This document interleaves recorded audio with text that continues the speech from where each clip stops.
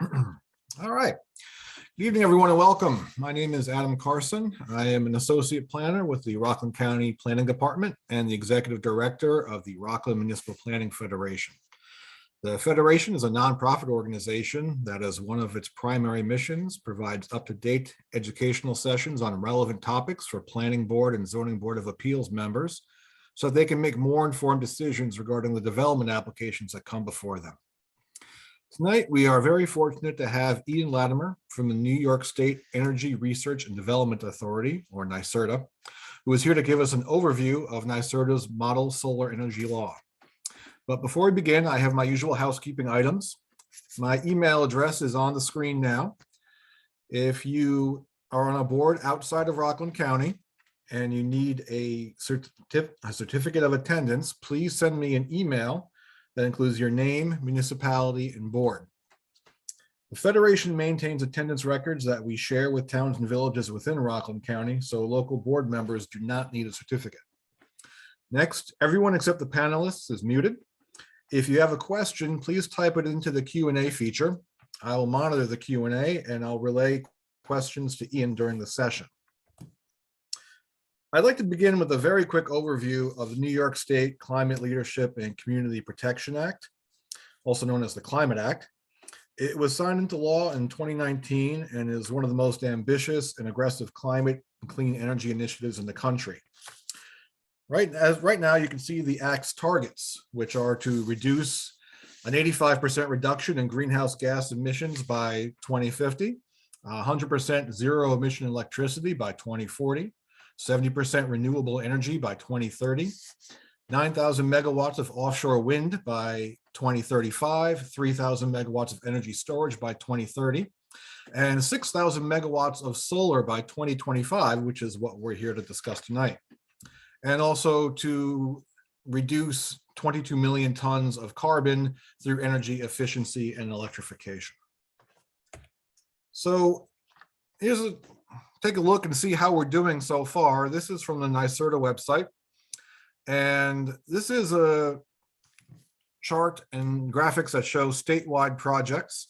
And you can see that in terms of solar capacity, we are a little bit under 3,600 megawatts with a little bit over 165,000 individual projects. The bar graph at the bottom shows the cumulative number of projects and also the number of projects each year. You can see that there was a spike in 2015 and 2016, and then it went down a little bit. And this is the statewide capacity as measured in megawatts. So you can see that every year the cumulative bar chart has gone up. And in the last year, or at least in 2021, there was a pretty big spike in the amount of capacity added. So it looks like that goal of 6,000 megawatts of solar by 2025 is certainly feasible, and hopefully we will be on track if trends continue. But we're here to look at Rockland. So I just pulled up some data for Rockland, and we see that the total capacity is a little over 48 megawatts with about 4,200 projects. Similar to statewide information, we can see that in 2015 and 2016, there was a bit of a jump in the number of projects, and also similar in the amount of capacity that was being installed. But I was curious to see how Rockland compared to other counties, and rather than compare it to every other county, I picked two that we are closest in population. So when you look at Rockland County versus Albany County, Rockland being the 13th largest county and Albany being the 14th largest county, the amount of megawatts per person, Albany is doing considerably better, almost twice as much, even though their number of projects per thousand people is about the same, but slightly less. I would imagine that that is the result of there being more large scale projects. Obviously, Rockland is fairly well built up, and the ability to have large scale solar projects is going to be somewhat limited. And I also compared it to our neighbors to the northwest, Orange County, which is the 12th largest county. And again, they are doing significantly better than we are. Their megawatts per thousand people is about 4 times the amount, and their projects per 1,000 people is about double. So obviously, this is not a terribly nuanced picture, but I think as a general takeaway, Rockland is not quite keeping pace with other places around the state. And I think trying to examine why and seeing what we can do about it is a pretty worthwhile endeavor. So helping us with that tonight is Ian Latimer. Ian is a senior project manager with the NYSERDA Clean Energy Siting Team, where he works directly with communities and local governments and industry stakeholders to pursue responsible siting and installation practices for clean energy technologies. Ian's responsibilities include developing resources and training for local governments pertaining to clean energy development, supporting NYSERDA's annual large-scale renewables solicitations, and helping municipal officials navigate project siting and zoning considerations. More recently, he has been tasked with leading NYSERDA's stakeholder engagement activities to support the growth of New York's hydrogen industry. So Ian, thank you very much for being here with us tonight. And I'll stop sharing my screen and turn things over to you. Sure, Adam, thank you so much. Yeah, happy to be here, and I'll get my screen share going in just a second. I just want to say, off of the bat that I promise that there's no part of me that is here to chide anyone for, county's progress or not progress or anything like that. I think Rockland County, along with your neighbors in Orange County and others downstate, have a really interesting story to tell when it comes to solar development in New York State, especially with regard to the proliferation of solar when incentives first became available a few years back in 2014, 2015, 2016. And obviously, the last couple of years with COVID and how that's affected project development. It's really, there's a lot of things at play when it comes to, tracing the arc of solar in New York over the last few years. But Adam, I do think that comparison is really informative and really interesting. Especially, as our municipalities in Rockland County and as the county itself weigh your priorities and your interest in clean energy. I think it's really good to know sort of where you stand and if and how you want to be modifying county incentives or programs that are happening to raise awareness and project numbers in the county. So I think that's really great information, and I appreciate you sharing that. As Adam said, sorry, let me get that out of there. As Adam said, my name is Ian. Happy to be here, guys. Senior project manager. I split my time between the clean energy siting team and NYSERDA's innovation program, where, like Adam said, I've been working on some of our initiatives around clean hydrogen. Obviously happy to talk about that anytime, but the focus of tonight's conversation is really on solar, and specifically the model solar law, which is probably the most used resource that we have here on the siting team at NYSERDA. And we'll get into why that is and what that is in just a minute. But again, my sincere thanks to Adam and Rockland County Planning for having us. And thank you guys for taking a few minutes, and by a few minutes, I mean a couple of hours out of your evening. It's a pleasure to be here, and I look forward to the discussion. A brief overview of what we'll cover tonight. So we'll start with a sort of an introduction to clean energy in New York State. And luckily I get to be pretty quick with that introduction because Adam did a really good job of introducing us to some of the goals and policies that sort of support the development of clean energy in New York State. I'll add a little more color and a bit of an introduction to solar as well. From there, we'll spend the bulk of our time on the model solar law, and then we'll wrap with Q&A. As Adam mentioned, though, please feel free to throw questions in the chat throughout, or in the Q&A rather, and Adam will have an opportunity to ask me some of those questions throughout. I'll note that if questions do come up throughout the presentation and you want to have them answered sooner rather than at the end of the presentation, please just note which slide you have a question on. There are numbers on the bottom right, or even just the topic of the slide, just so that I know if I need to go back and reference something I'm able to. So that would be great. But pretty quick agenda, just a couple of things that we'll be spending all of our time on this evening.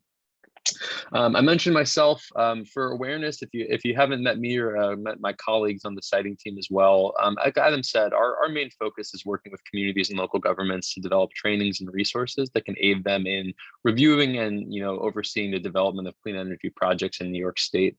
The Solar Guidebook is by far our largest and our oldest resource when it comes to our clean energy guidebooks, but it's not our only one, even though it's the focus of tonight's presentation. I'll also make you aware that we've got a battery energy storage system guidebook, a wind energy guidebook, and then more recently, a resource called Clean Energy and Your Comprehensive Plan, which is something that I was really, really happy to see us finish and get on the streets. I believe that you may have gotten the Clean Energy and Your Comprehensive Plan presentation from my colleague Bill earlier this year. And if not, I believe it's planned. You'll forgive me my forgetting, but I think that hopefully that introduction to that resource will be on its way if you haven't heard it already. Just so you know, we did have that one already. We did the comprehensive plan. Perfect. Then this is not new information for you. So anyway, this is just an idea of some of the resources that we have available. I'll note that all of these are living and breathing documents and that we are never content with how they are. We're always looking to improve and add to them. So if there's anything in these resources that misses the mark for you or doesn't quite, address some of the questions that you and your municipality have, please feel free to let me know. My contact info is here as well as that of my team, or maybe it's later in the slides, but you can reach out to myself or my colleagues and we'll be more than happy to assist and potentially look to update our resources based on the questions and concerns that aren't being answered for you already. So like I said, that's me, that's the team, and we'll jump into the material for tonight. I'll do my darndest to have you out not a minute over 9 p.m. Because that's already too late, so I'll do my best for everybody's sake. Very quickly, brief intro to solar. I think we all know solar by this point, but just for anyone who's relatively new to the technology or thinking about why a municipality should be thinking about regulating solar. In New York State, when we talk about solar, we mean solar photovoltaics or solar PV. And that just means solar panels. So, a solar panel that's designed to convert the energy from the sun into electrical energy. The difference being that there are other types of solar, such as concentrated solar power or solar thermal systems, which do not rely on, converting or harnessing the power of the sun, if you will, in the same way. So concentrated solar power systems are the types that you'll see really just in the Southwest United States out in the desert, where they use parabolic troughs, like mirrors that are sort of shaped like this to collect or to focus solar energy into a specific place, which they use to generate electricity by running a steam turbine. Solar PV is a lot easier and a lot more simple. It's the same kind of panels that you see on your house as the one that you see out in a community solar project in a field. They may be a little different in terms of their size and their capacity, but generally speaking, it's almost the exact same technology. And in New York State, we're almost always seeing silica-based solar panels. So sometimes people have concerns about like cadmium telluride and other types of panels like that. And while those panels do exist, they are not common, or I don't even know of any installations in New York State that use them. There's one American panel manufacturer called First Solar, which makes these thin film cadmium telluride panels. And I don't know of a single installation in New York State which uses them. So almost all the panels are going to be silica, and they're pretty known technology at this point. The only thing that's changed year over year is how efficient they are and the size of them, and some other details as well that we don't need to spend too much time on. When it comes to regulating solar in your community, there's a few different types of solar installations that you want to be mindful of when it comes to, planning for solar. So obviously we're all pretty familiar with residential solar. So solar on your roof or in your backyard, which is directly tied to your on-site use. You can do the same thing at the commercial level, meaning, a business, you can have a solar project that is directly supporting the electricity needs of a business. Community solar is often something that's considered in the commercial solar bucket. Community solar, for those who don't know, is a land-based solar project, which is designed to allow access to the benefits of solar for people that aren't able to put it on their roof, whether it's because their roof doesn't face in the right direction, or they've got a bunch of trees around their houses, or maybe they just don't have the capital up front to buy a solar system or to lease a solar system. And a community solar project enables you to be a member of a project and reap the benefits of solar without actually having to, have the system yourself. And then finally, at the larger end of the spectrum are utility scale solar projects, which for my definition, I will usually treat as anything over 5 megawatts. And we'll talk a little bit about megawatts in just a second. But anything over 5 megawatts, I'll generally consider a utility scale solar project or a front of the meter project. And that's a good thing to keep in mind, because the way that projects get permitted in New York State will often depend on the size of the project as measured in megawatts or kilowatts. And I'll talk a little bit more about that in just a minute too, but that's why I introduced that here. When it comes to ground mount solar, that's really the primary thing that municipalities are going to be looking to regulate, because generally speaking, rooftop and building integrated solar really doesn't present any land use concerns in the same way that the ground mounted system might, whether that is actual land impacts or just visual and aesthetic impacts. Generally speaking, it's really ground mounted solar where our municipalities are more concerned. And so when it comes to ground mounted solar, generally speaking, just to give you an introduction to the terms and the words I'm using, it usually is around 5 to 7 acres per megawatt for a ground mounted solar system. So what that means is if you have a 5 megawatt community solar project, which is the largest that community solar projects are able to be in New York State, that may occupy anywhere from 25 acres up to 40 acres for the project. Now, it doesn't mean that you're going to have 25 or 40 acres that are fully covered by solar panels. It just means that that's the amount of like facility area, that's the amount of like fenced in or even not even fenced in, just the amount of land that needs to be controlled by the company building a project so that they're able to design their project in a way that works with the site. So perhaps a project has, a significant portion of the parcel is forested, or there's wetlands that exist on the site. Having that 5 to 7 acres per megawatt allows them to design the system in an optimal way. It doesn't mean that they're going to fully cover the system or cover the acreage with the panels. So that's, just to sort of give you a frame of reference for community solar project, it might be, if it's 5 megawatts up to 40 acres or so of facility area, that doesn't mean it's 40 acres of panels. And sometimes you'll hear people try and ascribe a value in terms of like the number of homes per megawatt or the number of the vehicles removed from the road per megawatt. I think that those metrics are helpful, but I have a very big asterisk with them, which is that I think that they sort of entrench us into a sort of antiquated thinking around tying electricity to residential customers. And I think, as we all know, the world of the future is one that is increasingly electrified. It doesn't mean everything is going to be electric, but it means a lot more things are going to be electric than they have been in the past. And that means electric vehicles. That means electric retrofits and energy efficiency in our homes and in our buildings. And so when I think of, the conversion of megawatts to a use, it's not to say it's not worth knowing that it's around 100 or 200 homes per megawatt, but I just want to caution us to think that, like, once we've hit our residential use, does that mean we can celebrate and think we've done everything? And unfortunately, there's a lot of work to go because we're looking at an increasingly electrified future. Now, when it comes to solar, especially land use regulations for solar, solar has a lot in common with other land uses and other technologies. Like, you want to be thinking about your appropriate location and alignment with your existing zoning. You want to be thinking about environmental impacts. I think that there are some people that, like anything on all ends of the spectrum, there are going to be people that say, clean energy, every project is great. It doesn't matter the impacts. And we all know that that's not true. That's not how planning works. You have to be measured. You have to be balanced. You need balance for your community and the environment. So we need to be thinking about environmental impacts for solar. We also need to be thinking about alignment with our existing bulk and area requirements for solar. Particularly important for solar and other clean energy technologies is decommissioning.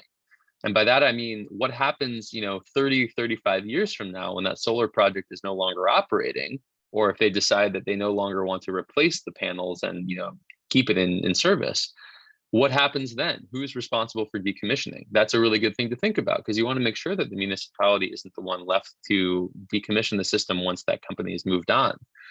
And taxation is another key thing. Now, that doesn't really get brought up under the land use considerations, but it is a really good thing to be keeping in mind for solar, given that there are tax implications for building renewable energy projects. The other considerations with solar that I think are really important would be obviously visual and aesthetic impacts. Like any planning, you want to be thinking about the impact to community character.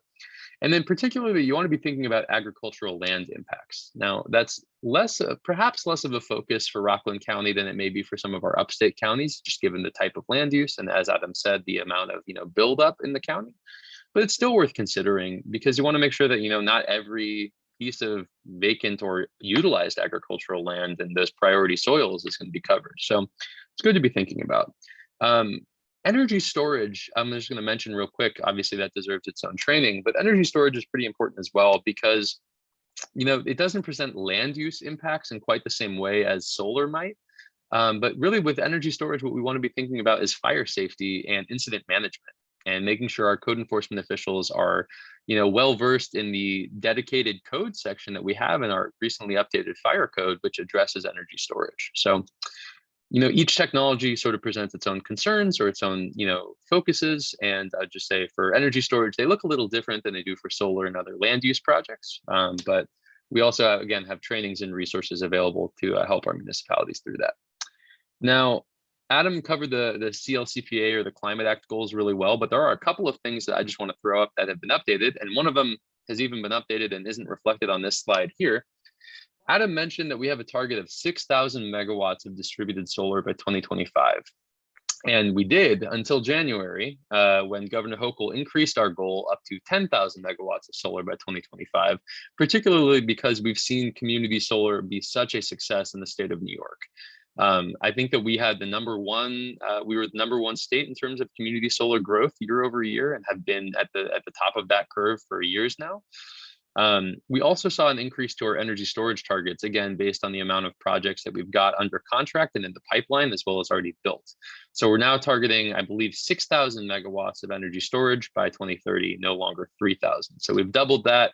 We've nearly doubled our solar goals because things have been going really well in terms of getting these projects built. I'll note that the 10,000 megawatts of distributed solar does not cover large scale solar. It really covers everything from, solar that might be on your roof up through community solar sized projects. Large scale projects are everything that we need in addition to this. It's not, we can't get 10,000 megawatts of solar and come anywhere close to meeting our targets. You need a lot more than that. And part of the reason you need a lot more than that is reflected in the graph below, which, it's out of date at this point. It's from, I believe, 2019, the last time NYSERDA released its energy state profile. And you can see here the allocation of where we get our power from. And we know that some of this has changed. I think I saw a question come through around nuclear. You can see that, the nuclear portion of this graph is pretty large. And while nuclear is and will be a key part of New York reaching its climate targets, we know that those numbers have changed with the closure of Indian Point a couple of years ago. So we know that natural gas looks different as a result. We know that nuclear looks different in this. And we know that renewables look different because we've seen a significant amount of renewable development in the last couple of years. The other thing that's important here, and the reason we talk about the different technologies, is because I think it's often really easy to feel like, the state may be taking a singular approach when all you're seeing in your community is one type of project. Maybe you're in a town that's seen 3 community solar projects come in the last 4 years. And it's really easy to feel like, wow, we're just being inundated and the state is just doing community solar as if this is going to get us all of our targets. And I can assure you, every single part of the state is being asked to do its part. And that means different technologies at different scales, all sorts of stuff. So, we've got offshore wind targets, which the first offshore wind project has now started construction activities. We've got onshore wind. We've got energy storage. We may have clean hydrogen coming down the pipeline. We've got existing nuclear assets. We've got existing natural gas assets. It's really an all hands on deck for us to meet our targets. It's not a one size fits all approach or a one technology fits all approach. I could jump in real quick, Ian. Just Yeah, you please saw do. there was that question about. I think this was back when I was showing my slides. You said, "How come I don't see nuclear?" And I think you kind of addressed that. There's another question, or first a comment. Making silicon-based, I assume, solar panels takes energy to break the silicon-oxygen bond and pollutes to purify silicon. And then there was another question from the same person who said, any effort to build biosolar with what leaves do? It's a great question, and I don't really know biosolar well. It's not really a technology or a concept that I'm not familiar with. So I would love to talk to the person who asked that. Generally speaking, I don't know that that's something that's become much of a focus beyond like a research capacity at this point. I don't know the scalability of that technology, whereas solar photovoltaics are a technology that's tried and true and has been around for decades. But I love innovation and I would love to talk to that person. I'm just not familiar with the process. Okay, sounds like it might be kind of cutting edge at this point, not scalable. And that's I'll say real quick to that point too. Innovation remains a key part of NYSERDA's work and New York State's work and the country's work. We've got innovative technologies around carbon capture that are being evaluated, innovative wind turbine designs, all sorts of stuff. So we're not opposed to anything. If biosolar is the way, I would love to learn more about it. Okay. And there was another question: how do you decommission solar panels? Reverse order of installing them. Shut the whole system off. Unplug the panels, remove them from the racking, and then yoink that racking out of the ground. You know, the solar industry has come a long way, and most solar installations that are ground mounted, they are pretty easy to remove. They either use large ground screws or are just ballasted down into the ground. You don't really have to pour much concrete other than the pads where you're hosting inverters or other pieces of like large electrical equipment. So generally speaking, it's really the reverse order. You remove the panels from the steel racking, you yank the steel racking out of the ground, you break up any concrete pads, which are pretty minimal for solar projects, and then you can remediate the land. And we've got, especially for agricultural lands, there's guidelines in place to make sure that we're stocking all of our topsoils and not removing it from the site, so that once you're done, you can return that site to its previous condition really well, which I think we feel really good about. We've kind of moved away from the need to like pour a bunch of excess concrete or anything like that. And for some projects, like ones hosted on landfills where you can't, dig the system into the ground, you can't use piles, you can use concrete ballasts, which just sit on top of the capped landfill and don't interfere with that seal. So decommissioning will look a little bit different depending on the project, but generally speaking, it's a pretty straightforward process, which is just, how did you build it? Undo it. It's not like a nuclear reactor where that's a No. much more involved process. Okay. No, much different. Yeah. There's also something in the chat, if people want questions answered, I'll just ask, please try to do it in the questions. I mean, for me to monitor the Q&A and the chat and people raising their hands gets a little tricky, so I don't want to miss anybody. But in the chat, there's any comment on the difficulty in keeping panels clean and pollution due to cleaning it? I mean, the pollution due to cleaning, it's an interesting question. I assume that's assuming that you're using, a reactive agent or some type of cleaning product when cleaning it. My understanding is that most panel cleaning is water and elbow grease, which I think doesn't pollute in quite the same way. That could be wrong. There may be people that are doing that, but especially for larger projects, I think that the cleaning is pretty straightforward. That may be different versus, someone trying to get up on their roof and clean their panels. Cleaning is definitely a consideration, and it's part of the, site maintenance that developers are doing on their projects. I think depending on where you are in the state, and depending on the year, that can look pretty different. And the time of the year, obviously, the more rain and snow, the less panels you're having to clean. So I don't know that I have too much to add other than, like, especially at the municipal level, you want to make sure that there is a plan in place for how regularly they will be able to come clean the panels. And that should be part of like a site operation and maintenance plan that's put together by an applicant. Okay. And just want to mention also, someone is having trouble seeing the slides. They said nothing but Ian Latimer is visible. I'm not sure what to say. That poor soul. Oh, what a loss. Yeah, I can't see his slides. I mean, they are visible. I'm not sure if you're watching from a phone or what. Unfortunately, I'm not tech support. I don't know if I can help you with that. But I just you're good. Go ahead. I just want another question. This was probably a follow-up. Does that mean we will go nuclear? And if so, why is that not being talked about? Yeah, so New York is not really positioned, I would say, to I don't work on nuclear, and NYSERDA right now does not have a program supporting like new nuclear development. And I'll say for the most part, with a couple of exceptions, that's a pretty standard approach with how people are looking at like the deployment of new technologies. Nuclear projects, if you look at most of the large nuclear projects in the United States, they're all many years behind and many millions, if not billions of dollars over budget. And that's because nuclear projects are extremely difficult to build and to do them on, a timeline and at a depth that meets the standards for safety. It doesn't mean that they're not an incredibly important source of energy, or source of electricity, rather. We've seen them be an instrumental part of cleaning up New York's grid over the last 50, 60 years, and they will continue to play a really key role as a zero emission power generation source.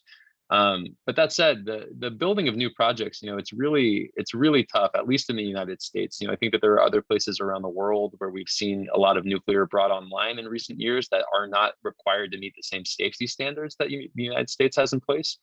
There are some European countries for which nuclear plays like a really key role, and they are building more. And I think to that point, you just kind of have to look at the energy profiles and the assets available. And we know that in New York State, we are not short on land and we are not short on renewable capacity. We just have to build it. So it does continue to play a really key role for the state of New York, but it's not something that we're actively pursuing in terms of building new projects in the same way that we are renewable assets. And I just want to be mindful of time, just because I know that we have a sort of main topic that we haven't gotten to yet. And so if you don't mind, maybe we can save some of the general energy systems questions or others for the end. I'm happy to keep talking about it, but I do want to make sure that we get through the material for tonight's presentation, if that works. Sure, sounds good.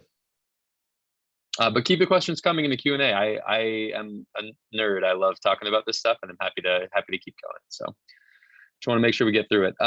Adam showed some maps of the state of New York, so I don't want to spend too much time, but this is a map of distributed solar, so non-residential and community solar projects. Again, we're leading the nation in terms of these types of projects that we were able to build out, which is really incredible, especially considering, we don't have a desert the way some of the states in the Southwest do, where they're able to just build these, multi-hundred megawatt projects with relative ease other than environmental permitting issues.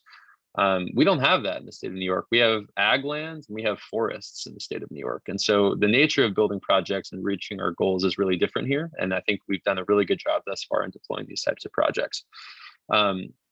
That's been supported by the work of our New York Sun program, which incentivizes projects, everything from residential through community solar projects. So if you've got a solar project and you received, an incentive from NYSERDA, that's great. And that goes for you, it goes for your neighbor, it goes through larger community solar projects. In addition to the New York Sun program, there's also our program for large-scale renewables, which every year awards a certain amount of projects that are going to be able to basically just replace other assets on the grid. So those are projects that are not tied directly to a residential or commercial user.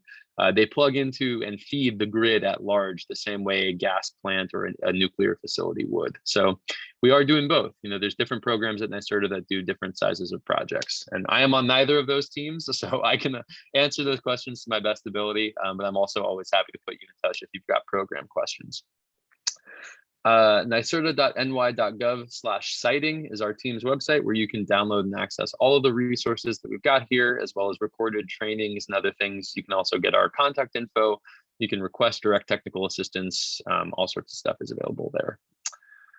And as I said before, the Solar Guidebook is not only our most popular resource, but it is the focus of tonight's presentation, particularly Chapter 10, which is the Model Solar Law. I will note that we, as of this week, have officially published our updated Model Solar Law. Unfortunately, it means I haven't had the time to fully update this presentation, so some of the things in here are a bit out of date, but fortunately, I'm here to tell you what has changed and point out some of the changes. And I'm happy to further discuss with anybody offline if they've got questions as they're going through it. But even if you've seen this presentation before, even if you have a great solar law on the books in your municipality, I would recommend that you take a look at the changes that we've made. My number one goal when it comes to working with communities and local governments is preaching balance. I think that it's incredibly important that, a clean energy future and the municipality's identity they're not mutually, disagreeable outcomes. I think that it's just a question of how do you make it work in your community. At least in my opinion, that's a question of how that's how it should be. And so I think we've done a really good job of trying to put together a law that is balanced. It is able to be fully customized by the municipality. And I have seen towns take our model law and make a really restrictive solar law where you can't build a project. And I've seen towns take our law and make a law that is extremely friendly and makes it really easy to build a project. So it's really an objective resource as best as we can make it. And we're happy to work with you, directly to help customize this. There's also great resources available through like the Pace University's Land Use Law Center with Jessica Basher. It's not just NYSERDA. Jessica and her team and others around the state are really, really, really great resources for our communities. And I would encourage you to reach out if and when you need to. As we start to talk about permitting and regulations for solar in New York State, I think it's really important to start by talking about the permitting regime in New York State and what that looks like. Where does local control start? Where does it stop? Where does all of that kind of stuff happen? And how does that factor out? So for solar, permitting in New York State will vary based on the size of the project. And by size, I don't mean the physical footprint, I mean the capacity. How much energy, how much power can this project generate? So projects that are less than 25 megawatts are always going to be permitted at the local level. So that means that you're going to have to use the seeker process, the state environmental quality review process, and any municipal requirements that you have on the books. So your special use permit, your site plan review, any tools that you have in your toolkit, which you've applied to solar, those are going to be the reviews that you're going to do at the local level for projects under 25 megawatts. Projects that are over 25 megawatts are permitted at the state level. Now, historically, that's been done under the Article 10 siting process, but as of 2020, it is done through a dedicated office called the Office of Renewable Energy Siting, or ORES. So ORES is a different state agency. It's not housed within NYSERDA. It's a separate entity. And ORES is responsible for doing extremely in-depth and thorough project reviews for large-scale renewable projects. Now, historically, Article 10 was responsible for reviewing everything from solar through gas plants. It's any large generating facility. And the administration basically said, we need to meet our ambitious renewable targets. And we also recognize that, while there is site-specific work that needs to happen for renewable projects, a solar project in this part of the state and a solar project in this part of the state are using the same technology, and they don't necessarily require the same review in terms of, certain considerations. Now, we do still need to do very thorough environmental reviews and health reviews and, transportation studies and all of that kind of stuff. But you really can do a dedicated, streamlined process for renewables in a way that you can't necessarily for like a gas plant. And so that's why they created a separate entity back in 2020 to permit these large scale projects. Now, the final sort of loophole there is that projects, not a loophole, a detail, projects between 20 to 25 megawatts in size have the option of opting into the state level review process or continuing to be permitted at the local level. It is their discretion which one they'd like to go. So the question often becomes, why would a project choose to go through a state level process, which is going to be more expensive? That's really the primary consideration. Is a state level process is a lot more expensive to get permitted, and it just looks like a whole different beast. And so there's different reasons. It could be that the municipality doesn't feel like it's capable of doing the review. They don't have an active planning board. Maybe they don't have a zoning law. There's a number of reasons. Or it could be that the local law is extremely prohibitive and not balanced and doesn't, provide a pathway to permitting solar in a way that's responsible to the town. It really depends on the community. But for that reason, if nothing else, for the fact that municipalities could potentially be responsible for permitting a 20 megawatt project that's like 100 acres, I would say every community should be thinking, I should adopt a solar law. Because you're not going to do another project review that's going to look like solar. It looks different than just about anything other than like large warehousing, but even that looks really different from solar. So I would highly recommend that you consider, if you haven't already, adopting or updating a solar zoning law or incorporating solar provisions into your existing zoning. So the model law, to that point, is a highly customizable, quote unquote, all-inclusive ordinance that is designed to provide a very thorough review process for solar in your community.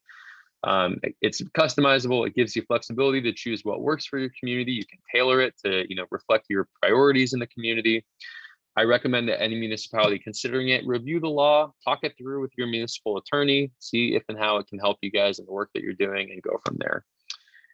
In terms of adopting or updating your law, there's a few steps that I would recommend communities take. The first one would be to review hosting capacity maps, which I'll talk more about in just a minute. But basically, that gives you the ability to do a desktop analysis of where and how solar might be feasible or might not be feasible in your community. Because the grid is not built alike in every town. Everyone's a bit different in terms of how much distribution or transmission lines run through your community. So solar might make a lot of sense in one town and be completely unviable in the town, 5 miles over. And a lot of that is not even within your control. It's really just about how and what the grid looks like. From there, you want to be sure that you're thinking about your comprehensive plan, which my colleague Bill talked about last time around. The comp plan is the backbone of zoning in New York State, and you want to make sure that any priorities that you're laying out in your zoning law for solar are reflected and backed up by what's in your comprehensive plan. You want to engage with your community members to gather ideas and perspectives, remembering that anytime you're zoning for something, you are effectively potentially affecting your landowners and your community members and their ability to do what they want with their property. And so it's really important that before you adopt a law that's going to say, no ground mounted solar projects, well, suddenly, I've got 5 acres and I can't build a solar project to support my, electricity needs, or I can't, earn income from this land that's, not farmable or something like that. And again, looks different from county to county and from town to town. So those may not be relevant examples for your community, but they might be for your neighbors. You could consider doing a working group like a solar code update committee or something like that, which can conduct those regular ongoing meetings. Obviously, we know that planning board and town board members and ZBA members don't always have time or capacity to take on a new project. So consider, bringing in a new group to the fold. Very briefly on hosting capacity mapping, because we have a lot to get through. As I said, it's an opportunity to visualize the grid, and sort of give you an idea of where solar may or may not be feasible based on the amount of capacity on the grid in any specific location. The metaphor I always use, and I apologize if it doesn't work for you, I like to think of the vascular system in the human body. So, we've got arteries, we've got veins, we've got these different sort of pathways where in the vascular system it's blood, in the energy system it's energy, where that energy can sort of flow. And so sometimes you've got transmission lines, which are like our big arteries, right? They can transmit a lot, and they can get things from one area to the other area really quickly. And then in some places, in our poor circulation in our fingers, we've got smaller veins which carry a lot less of that material, a lot less electricity in those like the distribution lines. So like a transmission line you may see standing in a farmer's field, up on those large structures, versus like the line that runs into your neighborhood to carry power to your house. That's not going to be the same. So if I wanted to build a solar project, I couldn't do it in your neighborhood if you only had those small distribution lines, because I need to interconnect my project. I need to plug it in, and you can't handle that where you are. And so a hosting capacity map can give you an idea of where solar may or may not be feasible. So to give you an idea of what that might look like, on the left over here, you can see these different colored lines, and those represent the electric grid in the community. So, this is an example of a town further up in the capital region.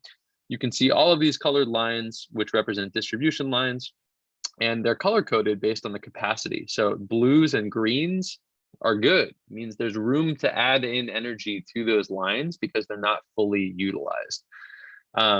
The pink lines in this case are high voltage transmission. So we don't have capacity information for them, but we know where they are in the town.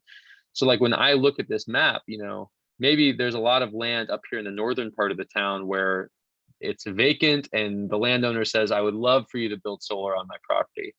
Well, you can't build large scale solar up there because there's no transmission line for them to interconnect to. So if you're a community trying to adopt a zoning law and you were to say, solar is only an allowable use in, the rural residential district up north where you can't even build solar, you've just effectively, shot solar in the foot in your community, and you're depriving the landowners where they could be, potentially getting a lucrative opportunity with their land from ever doing it.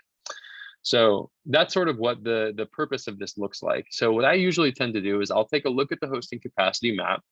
I'll then overlay the community's zoning map so you can sort of see where and how these line up together, and what districts are maybe more conducive or less conducive to solar.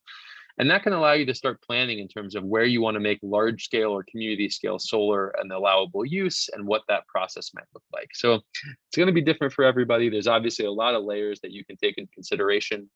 These maps are publicly available online through your utility. So Orange and Rockland has a hosting capacity map. They're not going to help you utilize it much in the same way that I might. So again, feel free to reach out to NYSERDA. if you want some help sort of navigating the hosting capacity mapping. I know it's sort of a specialized process, but I think it can be really helpful in sort of establishing a baseline understanding for where and how solar might be viable in your community.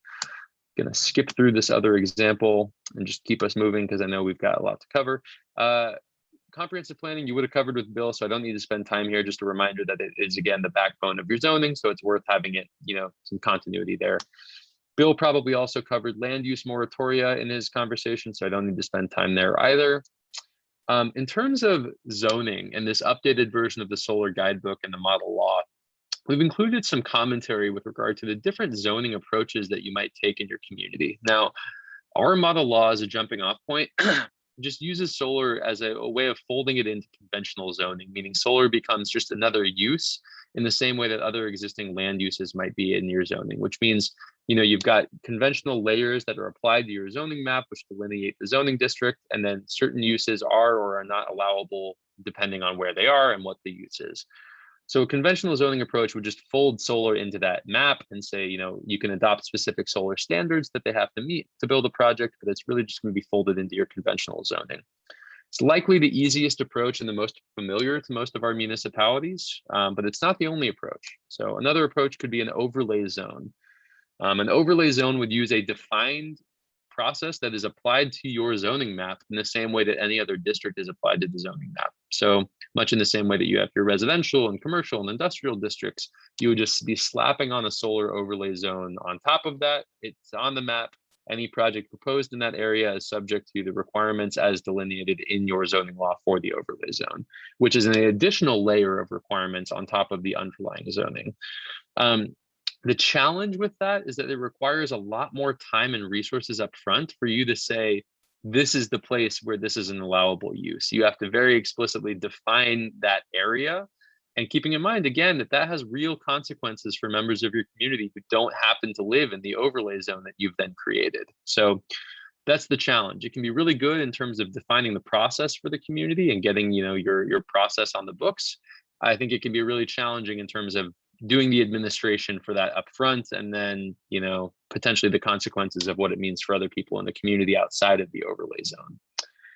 And then finally, there's a floating zone, which is similar to an overlay zone in that you're, in effect, creating another layer that's going to be applied to your zoning map. But a floating zone does not live in the zoning map in the same way that an overlay zone does, where it's already applied to the map before a developer comes to town.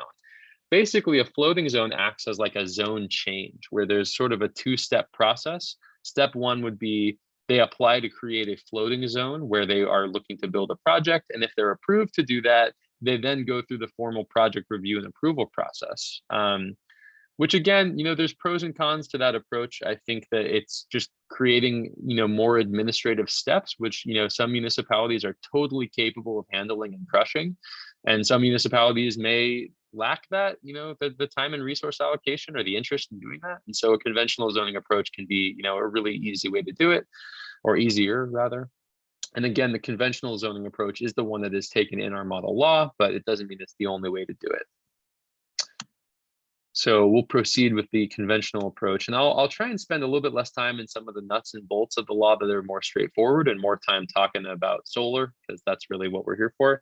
You want to just make sure you're citing the relevant, sources in municipal law that give you justification to adopt and regulate solar, all of that stuff. You can see that this is sort of how things appear in the model law, where they're highlighted like this, and it just means that you select what's appropriate for your community and delete the rest of it. Statement of purpose, I think, is pretty important, and you want to make sure that it's aligning with whatever you have in your comprehensive plan. So this is where you have an opportunity to talk about why you think clean energy is important, why you want to regulate it, what you're trying to balance with solar. Maybe you want to not prioritize solar on agricultural lands. Well, this is a really good place to sort of lay out your priorities and make sure it's tied in with your comprehensive plan. Anyone familiar with the model law knows that we use tiers for regulating solar in our law. So historically, we've used a 3-tier system, whereby tier 1 was all roof-mounted or building integrated systems, recognizing that those systems are, a lot less intrusive and don't really present land use concerns. So there's no reason to not have a very streamlined permitting process. Tier 2 historically was small scale ground mounted systems, which are sized for residential use, basically. So up to 25 kilowatts, which is the maximum for residential solar in New York State. So that was tier 2. And then historically, tier 3 was everything else. And you can tell that that is a big tier 3, because that's saying anything beyond a residential ground mount system up to a 500-acre solar project is going to get the same level of permitting processes applied to it. So that means everything from a 30 kilowatt system that's just over the size of what you need for your house. I mean, that's a really big house, don't get me wrong, but like we recognize that that's not super sufficient. So what we've done in this updated law is we've added a 4th tier and sort of broken up and redistributed the processes or the categorization based on the amount of review needed for these projects. And so the new system for tiers will again see tier 1 provide a streamlined permitting process for what we see as sort of the low-hanging fruit projects. So roof mounted, building integrated, and then we've actually bumped up the residential ground mount systems up to tier 1 as well. So they do still go through a review process. It's not just like a rubber stamp for permitting, but it's not going to require a special use permit or full site plan review, because those are a lot less intrusive projects. And if you want to be a super pro clean energy community, even if you're concerned about large scale solar, allowing your residents and your businesses to go solar and do it themselves rather than, relying on the large scale project is a really great way to do it and to show your priorities. So that's the new tier 1. The new tier 2 is basically ground mounted solar that's a little bit larger, but it's sized to the on-site energy use, which means you're still going to require, site plan review and those processes, but it's a more streamlined process because the size of that project is based on the size of the load that it is serving. It's not just like we built a super big project behind this warehouse for the sake of it. It's because it's sized appropriately to the warehouse, basically. Tier 3 is going to be for community solar projects, so everything up to 5 megawatts. And then tier 4 is everything larger, so utility scale projects. That's the new 4-tier system. And so some photo examples of what we're talking about, keeping in mind there's no tier 4 in this presentation. Tier 1, you can see on the left, it covers residential rooftop and commercial rooftop. Obviously, that spans a pretty big range, but the reason it does that is because it doesn't change the land use impacts of the system, right? Like we should be encouraging, especially if you're concerned about like land use impacts of large scale solar, you should be encouraging every installation you can on the rooftop or a canopy. So for us, it's like low hanging fruit. That's the easiest and the best projects are the ones that have no land use impacts. And so tier 1, let's do it. Tier 2, as you can see here, again, historically was the small residential ground mount systems, which now are going to be up in tier 1 under the new version of the model law. And then these 2 photos on the right are examples of community solar projects in New York State. I believe the one on the bottom right is in Orange County. The one on the top right, maybe Columbia County across the river. I forget which county that project is in, but I believe that is a landfill project as well. I forget exactly. But I try to use New York photos everywhere I can, so that these projects are real and they're happening. Another example is of tier 1 rooftop systems. This is an example of a building integrated system, which is some places are able to do that when it comes to like building a new building. You can take that into account in the building design, which is great. I love to see that, and it's really innovative. But it's a lot easier usually to just stick solar on the roof, so you don't see too many building integrated systems. Ground mounted solar might use these. These are double axis trackers, which basically allow the panels to shift throughout the day to track the movement of the sun in the sky. That's a double axis, which means it's able to move this way and it's able to move this way. So it can really change itself throughout the day based on the optimal insolation, the energy from the sun. There's also single axis trackers, which just rotate, one way throughout the day, which are much more common because they're a lot cheaper and the equipment lasts longer. It's easier to maintain. You have less moving pieces, which any engineer knows. Less moving pieces means, it's likely to not break so often. So usually for larger projects, you see single axis trackers. And then tier 3 community solar projects. These are another few examples of projects in the state of New York. And yeah. So in the model solar law for tiers 1 and 2, and in the new version, it's really just going to be for tier 1. We recommend using a streamlined permitting process like the unified solar permit.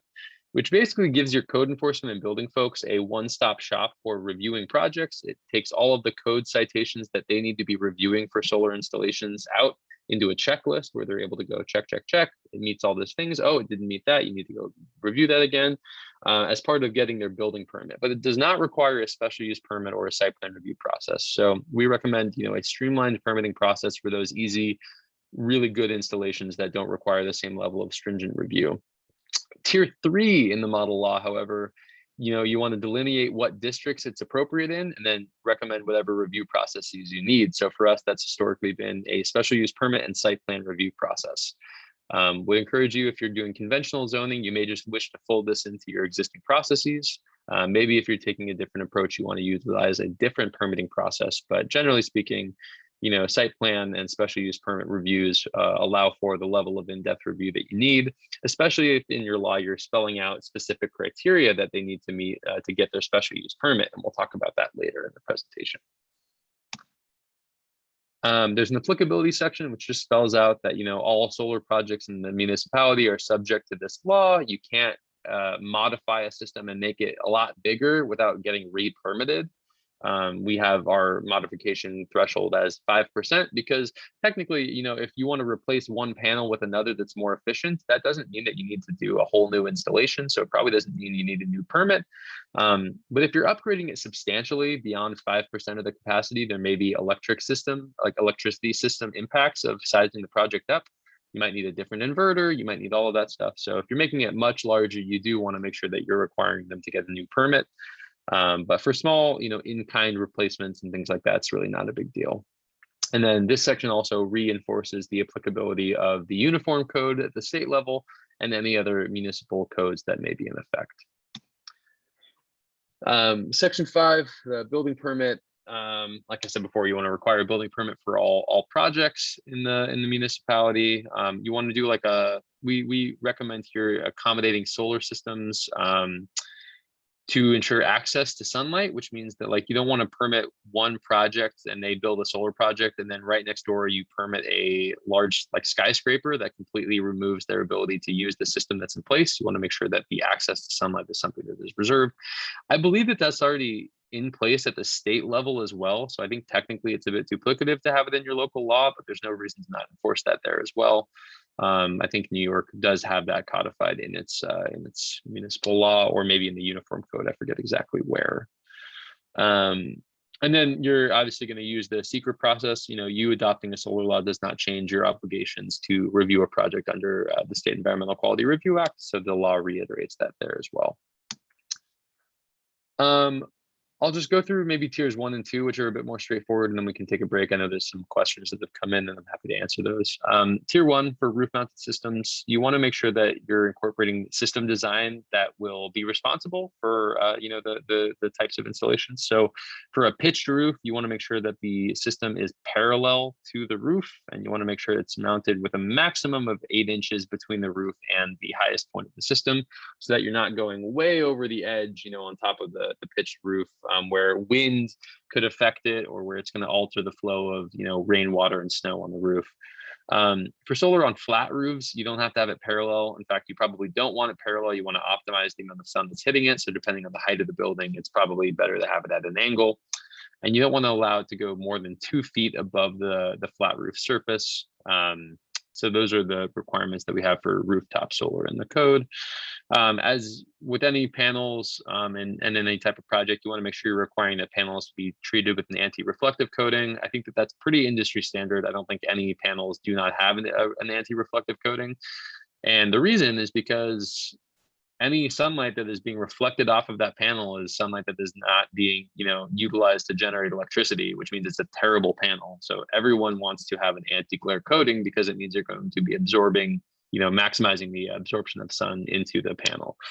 So industry standard, but you want to make sure you have that in there just to make sure that you're not intentionally allowing people to create glare that affects their neighbors or anything. I just covered this, so I don't need to spend more time here. I know we're all itching to talk about ground-mounted solar anyway, so don't make me hang us up on the boring stuff. Again, tier 2 here is residential ground mount. It's just going to be folded into tier 1 under the new model law. Again, you've got that glare coating. Screening and visibility will start to play an issue anytime you start talking about ground mounted systems. So, you don't need to have a very stringent process the same way you might for like a massive large scale solar project, but you want to make sure that you're being a good neighbor and you're ensuring that systems are going to be, minimized in terms of their visual impact for other neighbors to the extent reasonably practicable. Especially, a ground mount system, you're probably not going to make it an allowable use in like a high density residential area where the lot sizes are smaller and neighbors are all backed up to each other. If you are going to allow ground mounted solar in a high density residential area, then maybe you do want to require, some degree of site plan review just to make sure that you're, not creating an eyesore for your neighbors. I recognize that not everyone is like me who drives by a solar project and gets so excited, gets out and takes a picture. So if you're not that, or if your community happens to have people that don't feel that way, it's good to make sure that you're protecting their rights as well. And then lot size requirements start to become a consideration as well. If you're doing a ground mounted system, if you're permitting these as an accessory structure, then you want to be cognizant of if and how it complies with accessory structure requirements, or maybe it shouldn't because it's not going to create impervious surfaces the same way that like building an addition to your house would, or a shed would, or something like that. For tier 2, for ground mounted systems, you also want to start thinking about height requirements. So, a lot of places you might use your underlying requirements and just have it be compliant with like the maximum height for accessory structures again, or you can choose to adopt solar specific height requirements. It really just depends on your approach. The model law offers the ability to do both.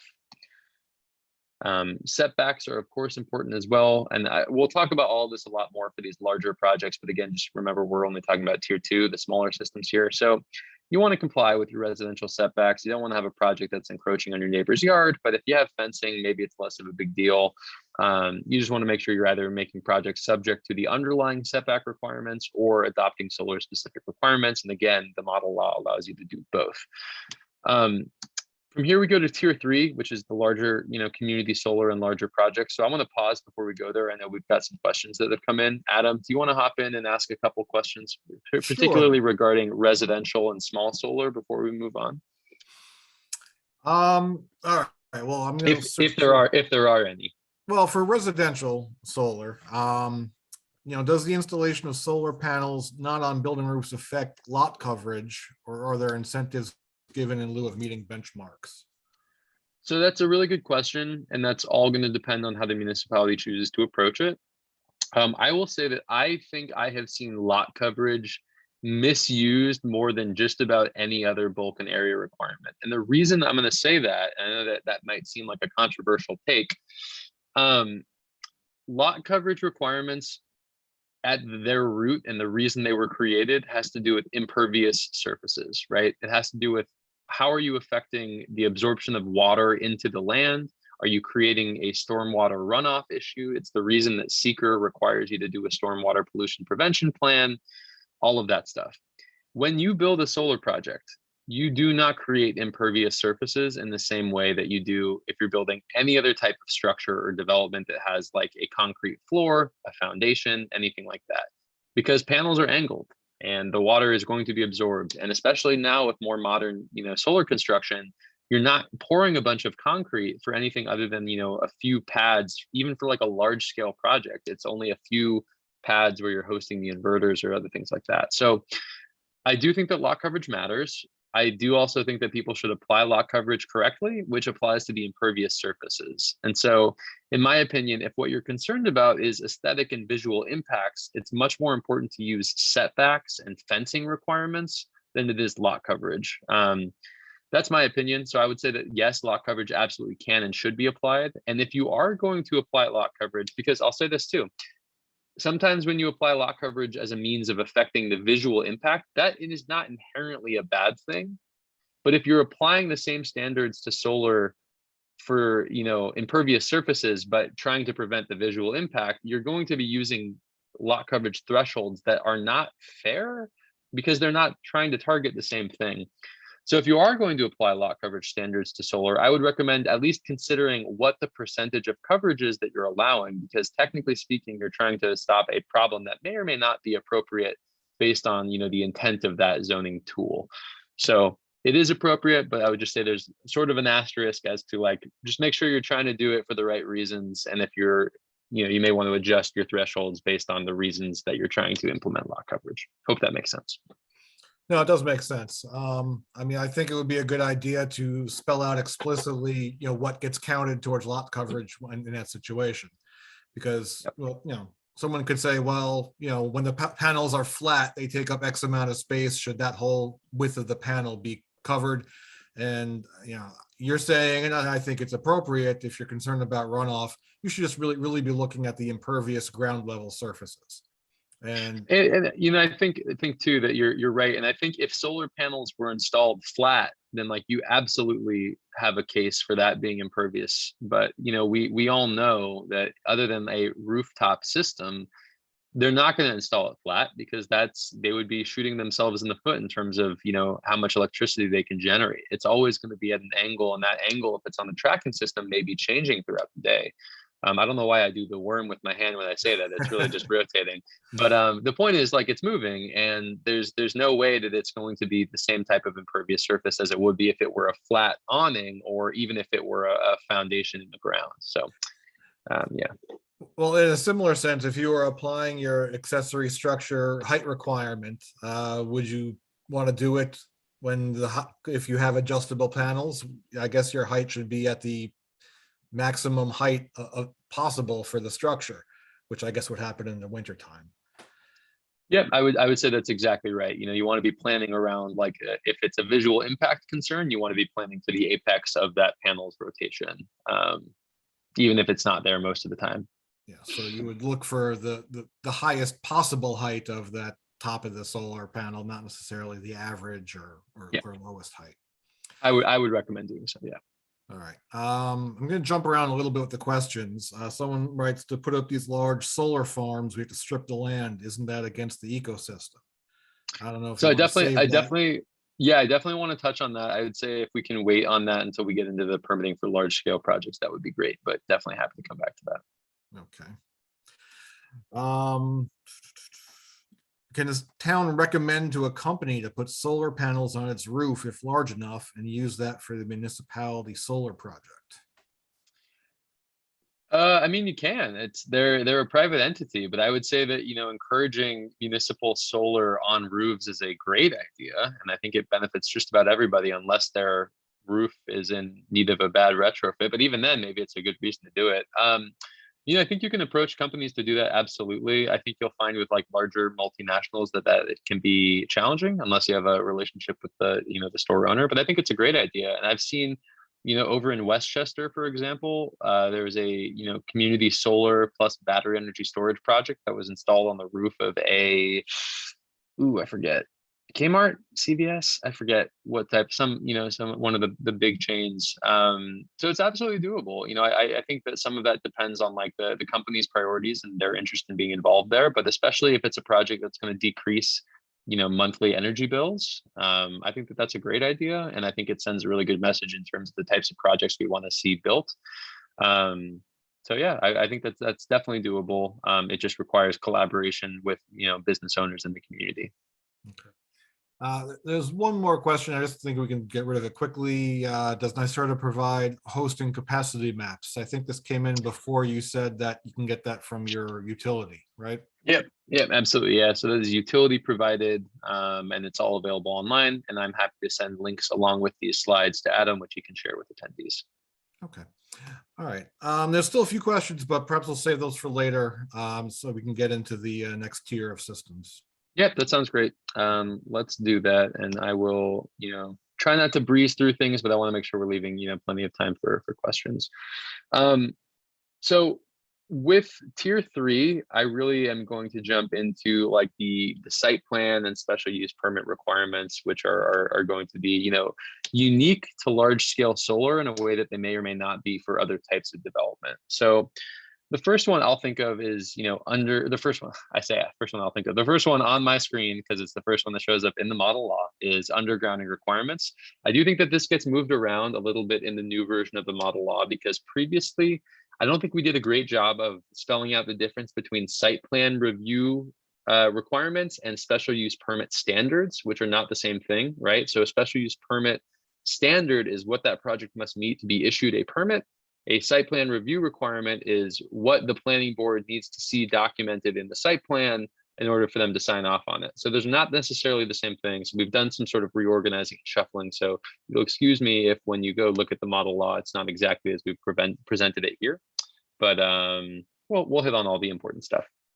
So undergrounding requirements, we think it's a really good idea to the extent practicable to require undergrounding of, components like distribution lines and other, mechanical equipment if and where you can, just to decrease the visual impact of these large scale projects. And so you want to make sure, if possible, that any utility lines throughout the project or outside of the facility area, if possible, can be put underground so as to not be visually intrusive.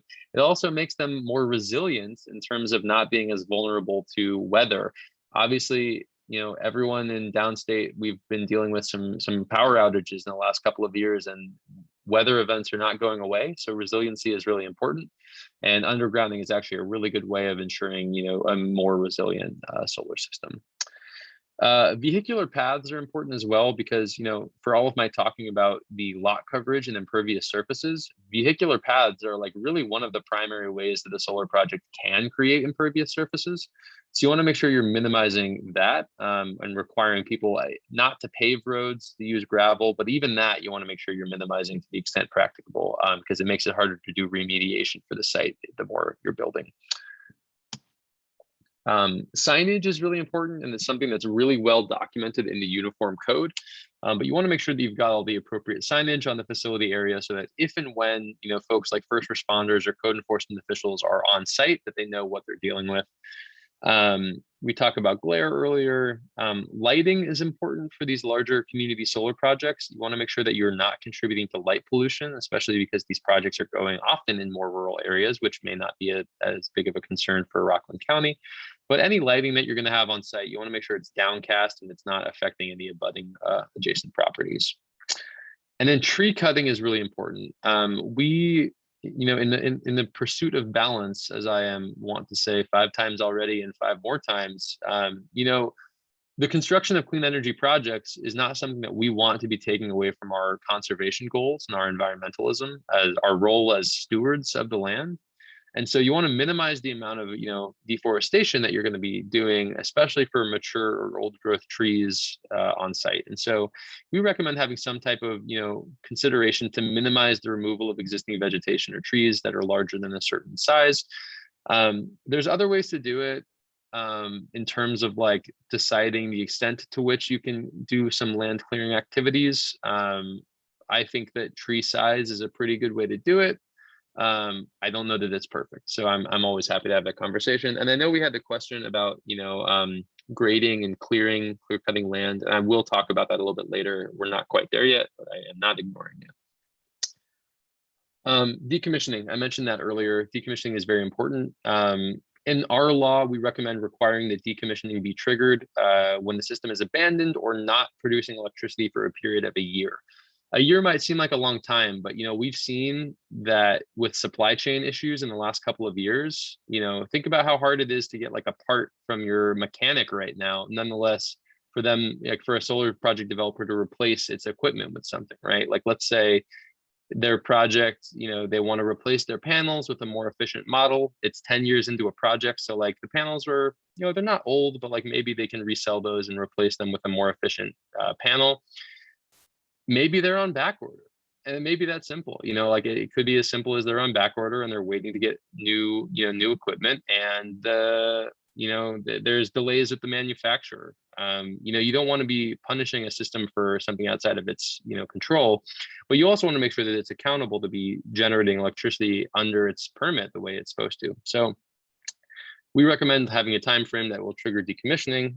We also recommend requiring a decommissioning plan from the applicant when they're trying to build a project in your community, which details the cost and time necessary to remove the solar energy system and what the plan is. How do you remove? Do you remediate land where the project was hosted? How do you make sure that you are leaving? Part of the way of doing that is requiring a financial surety, for financial security, which often takes the form of a bond or a letter of credit. I've seen people try and do like a cash escrow account, and I'll just say that that is definitely the least viable of these options, and it makes it much more burdensome on the developer to be, revisiting and updating throughout the life of the project. It's also requiring them to put a lot more money up front for not that different a benefit for the municipality, because a bond or a letter of credit is going to obligate them to complete the financial transaction in the same way that you holding on to their cash does. It just changes their ability to get the project built. So in my opinion, I think that a bond or a letter of credit is a very sufficient way of covering the municipality's bases while also not hamstringing the developer. It also could affect, if you're requiring cash, it could affect the amount that they're able to spend on lease rates for the landowners, because suddenly their project development costs just skyrocketed because they have to put money in a bank account that's not going to be touched for 30 or 40 years. So I think it's good to be thinking about balance and sort of what's fair. And I think Ian, yes, sorry, just there was a question and you kind of touched on it a little bit, but since we're talking about decommissioning, when solar panels are removed, where will it be dumped? Any plan for recycling? There are plans for recycling, and if I could require recycling today, I would. The challenge is that, like anything, technology is cyclical. So like I'll sort of make a corollary, just and I'll get back on topic in just a second, I promise. But like, take the lithium ion battery, right? Lithium ion batteries are everywhere. The laptop I am talking to you through, the phone in every single person's pocket, everything is a lithium ion battery. So that technology has become so prolific that there is now like an economic model whereby recycling lithium ion batteries makes sense and is feasible. And as a result of that, we're seeing lithium ion battery recycling plants popping up. We've got the biggest one in the US is under development in the state of New York. It's up in Rochester. Historically, there was also a different lithium ion recycling plant, which was a whole different process for recycling, which was proposed over in Endicott. That project did not move forward, but we still have the biggest lithium ion recycler in the US in upstate New York.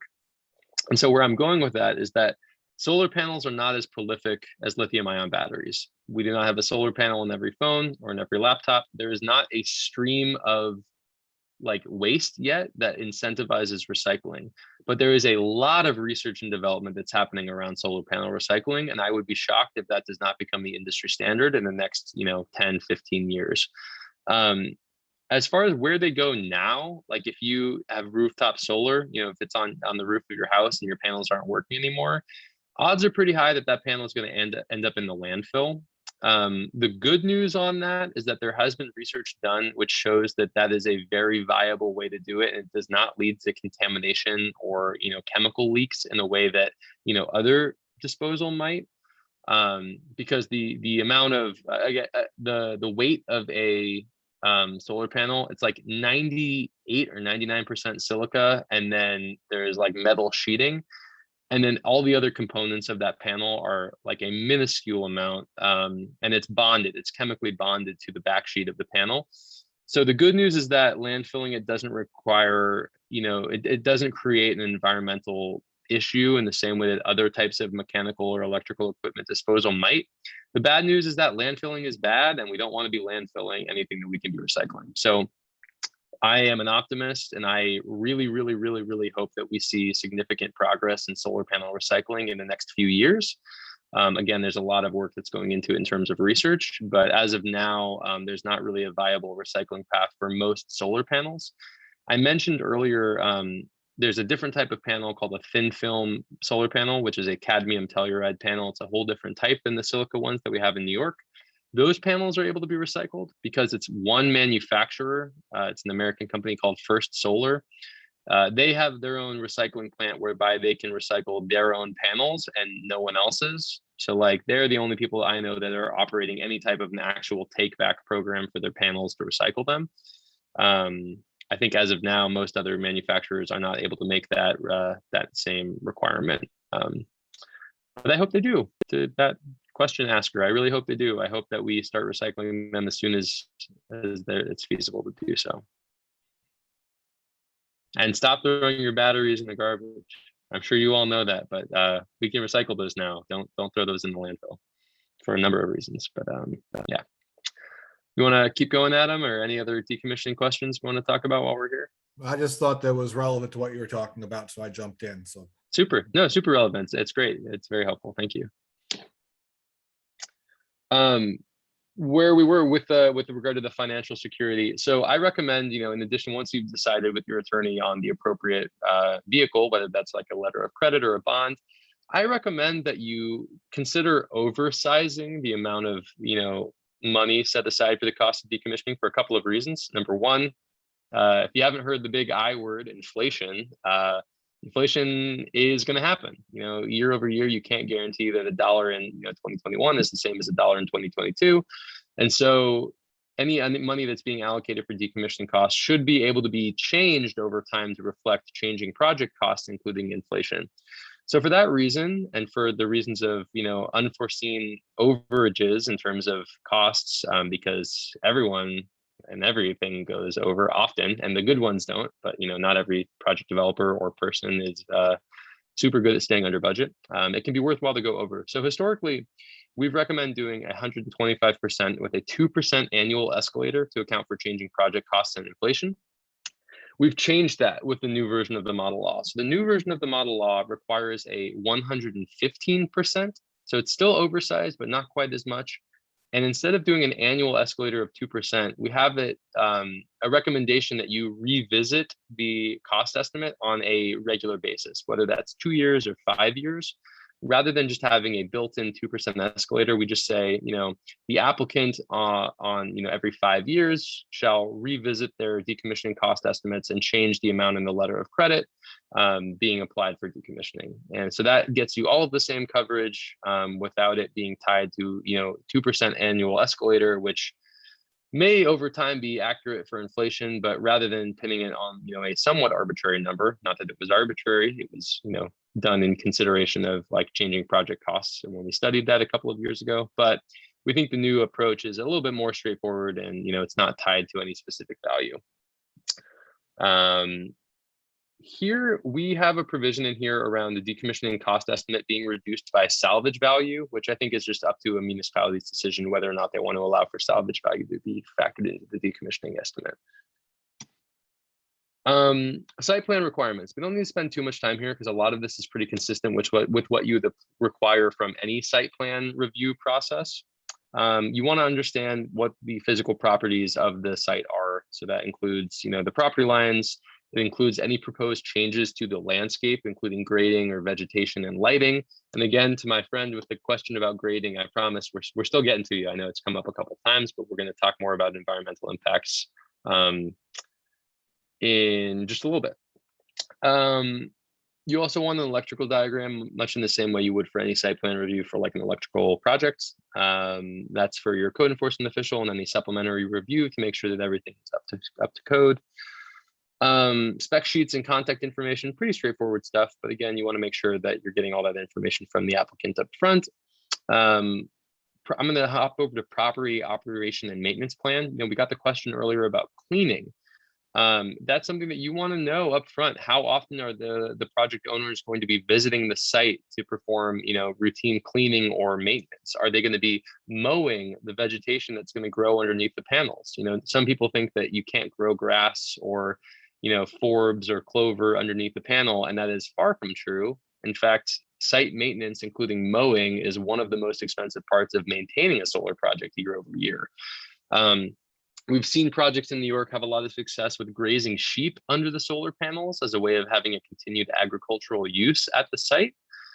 So rather than paying someone to come and mow twice a year, they do rotational grazing of sheep throughout the project area, which is awesome. And it's something that you definitely want to know about in your property operation and maintenance plan. You want to know what the applicant's plan is for making sure that they are going to keep the site in working order and in visual order. You don't want a large overgrown patch of weeds covering your panels. You also want to require them to provide all the erosion and SWIP, the stormwater pollution prevention plan. All of that information should be provided upfront with their application alongside the other seeker pieces. And then you want to make sure that any plans from the applicant are signed and stamped by, you know, a licensed professional engineer or architect in the state of New York. In terms of special use permit standards, again, this is where you sort of have two options. You can utilize existing bulk and area requirements, or you can adopt solar specific requirements. So lot size, you know, generally speaking, you can see it on the chart here. We think that it's, you know, really more about areas of high density development. So like for a residential area, you may want to have, you know, a lot size requirement in place to ensure that you can't be building a community solar project that occupies literally the entire acreage of that parcel or something like that. System height, again, you can use the underlying requirements for like a primary structure, but given that, you know, a primary structure, you know, maybe you allow for like a 2-story house. Well, that's already way taller than you're going to get for a solar project. You know, these projects that are mounted up on racking systems or tracking systems, they're going to cap out between, you know, 15 to 20 feet off the ground for a large scale project. The only time that that might not be true is if they're elevating the panels even higher to be able to accommodate some type of use underneath. Like we've seen a lot of promising research on agriculture where you can grow plants underneath the panels. So in that case, that may go beyond the 15 or 20 feet mark. And so in the updated zoning law, in the updated model law, we do have exceptions built into some of our permit standards, whereby it would say something to the effect of, you know, solar projects located in this district are subject to the following height requirement. It's 15 feet, or that height can be elevated if the project is being designed to accommodate, you know, an underlying agricultural use. So there's examples of like that throughout the model law where you're able to modify certain requirements based on, you know, any types of priorities that the community has. Maybe you really want to see an agricultural project and a solar project in the same place. And so you can make it easier for a developer to do that type of project while making sure that projects that don't do those uses are being held to a higher standard, literally higher standard for height. Setbacks are really important for these large scale projects, especially in areas of, you know, higher density residential development. So we recommend, again, you can take an approach of just utilizing underlying zoning district setbacks, or you can adopt solar specific setbacks. This is the old version. We've added a new version in the updated model law, which adds a different setback, and I'll talk about that in just a minute.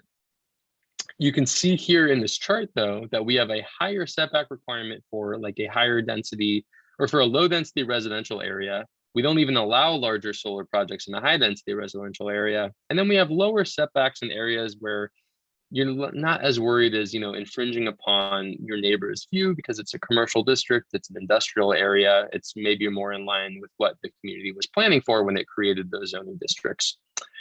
The other setback that we are adding in the new version of the model law is not a parcel line setback. So the way these ones are, it's more conventional. You know, it's a setback between the property border, the parcel line, and, you know, that use.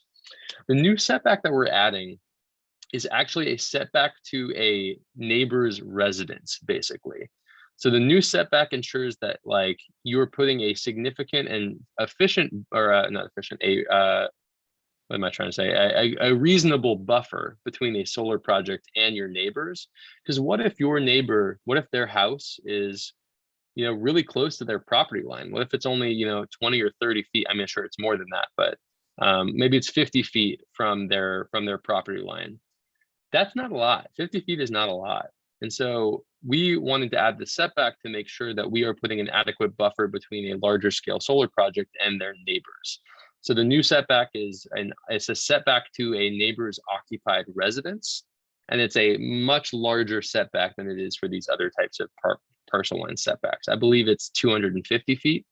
So it's over double the amount of setback that of our most restrictive setback otherwise in this table, to ensure that we're putting enough room between, you know, a project and its neighbors. So I think that's a really good idea. I can't even claim credit for it. It's my colleagues over in ORES, that state level siting office. They are the ones who created that setback, and we updated our law to incorporate that idea because the best artists steal from other artists. So that's what we did. We talked about lot coverage earlier. So again, you know, in terms of what, to Adam's point earlier, if you want to use lot coverage as a way of, you know, calculating or holding a project to a standard, you want to make sure that you're very clearly spelling out what is being covered in your lot coverage methodology. And so here, because we again are focused on impervious surfaces with lot coverage, that only includes a few things. It includes the foundation systems. It includes any mechanical equipment, which again are going to be those inverters and systems that are sitting up on concrete pads, and then paved access roads. Anything beyond that, it's not an impervious surface. So we would not count that for lot coverage. If you want to be, taking steps to cut back on visual impact, that is what setbacks are for. It's what screening and visibility and fencing is for. That's not what lot coverage is technically for. So if you wanted to do lot coverage and part of your calculation methodology was like the square footage of the panels, or like maybe you draw a line from the panel down to the earth and everything covered by the panel counts as, counts towards a lot coverage determinant, then what I would recommend doing is just raising your lot coverage cap and saying that you can occupy more of the lot coverage of that site. Because what you've done is you've changed the intent of a lot coverage standard, and so you should consider making a change to the threshold as well. Or you can just not do that and apply lot coverage to the impervious surfaces and utilize your other existing requirements to, cut back on the visual impact. Going to keep us moving along so we have plenty of time for Q&A. Fencing, you definitely want to require fencing. It's required under the National Electric Code. So you want to make sure that you're requiring a minimum 7-foot high fence with a self-locking gate around the equipment. There's also ways that you can get creative with fencing. So like perhaps you want to utilize a fence that's not a chain link fence, or something that can accommodate like small wildlife to be able to enter the facility area. We've seen that happen a lot. You can work with a developer to require wildlife friendly fencing, or fencing that maybe is a bit more conducive to, blending into what's in the community, like using wooden fence posts instead of just a chain link fence and stuff like that. Screening and visibility. This is basically just designed to reflect the requirements under seeker, whereby systems that are smaller than a 10-acre footprint or 10 acres of disturbance, you want to make sure you're minimizing views from adjacent properties and requiring appropriate landscaping features to cut down on visual impacts. But it's really the systems that are above 10 acres of disturbance which trigger the type 1 designation under seeker. And that is going to require a more robust understanding of the visual impacts. So you'll need to do visual impact assessment for seeker to analyze visual impacts as viewed from adjacent properties or public roads. You can require a line of sight analysis depending on the anticipated visual impact. And you should be including in the screening and landscaping plan, or they should be including in that, the locations, elevations, height, and the species of the vegetation that they plan on using in terms of cutting down on their visual impact. Agricultural resources. So I don't need to spend too much time here, just because I think a lot of our municipalities in Rockland County are less agricultural heavy than some of your counterparts in other places, but I'll briefly touch on it. There's a reason that ag impacts are thought about with solar, and it's because the easiest place to build a solar project is a piece of cleared land that is relatively flat and is not shaded by trees. And that is ag land's description to a T.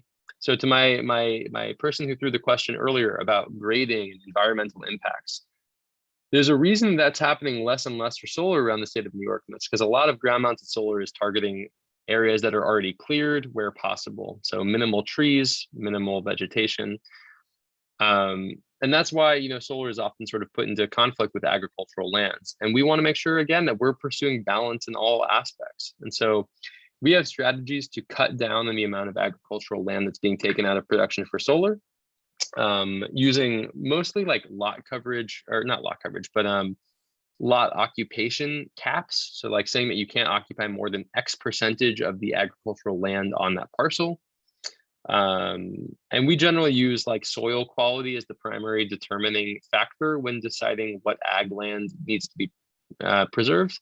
And I take that that is using guidance that's been put together by the Department of Ag and Markets. So they have soil categorization methodologies that identify high quality soils versus lower yield, lower quality soils. And so we try to align with Ag and Markets and the requirements they have in place for solar on agricultural lands. It also requires in our law to have impact mitigation strategies and vegetation management plans to ensure, the continued agricultural health of that soil. So it's actually really restful to remove, as any farmer knows, you don't want to be monocropping and treating the soil over and over and over again year after year. You want to be allowing the soil to rest and to rejuvenate. And so there are real benefits that you can use when you utilize like a beneficial planting plan on the solar project, when you're using like native deep-rooted grasses and seed mixes that are native. There are strategies that you can put in place to ensure the best practices in terms of like soil impacts. We also require adherence to the New York State Ag and Markets solar mitigation guidelines, which is designed to cut down on the impact on like the permanent impact on agricultural lands from solar construction, operation, and decommissioning. So a really thorough document, and it's something that we require adherence with in our model law, and definitely recommend municipalities keep that in there. You can also encourage applicants to utilize site-appropriate solar co-location activities, such as my example earlier of sheep grazing, which I've got some photos of here, I believe. So this is an example of sheep grazing at a solar site where, instead of doing conventional mowing using diesel or even electric, mowers, they have sheep that are coming in and are periodically grazed throughout the facility area. Sheep really like eating grass. If you have planted your field underneath the solar panels with types of grasses that are conducive to sheep, sheep will eat every last piece that they have there. So that's an example of like a site appropriate type of activity that is really good for keeping land in some type of agricultural production or activity, while also getting the benefits of solar. Now, I'm actually realizing that I don't fully address the grading question in the way that I thought I did in these slides, so I'm going to come back to that issue right now.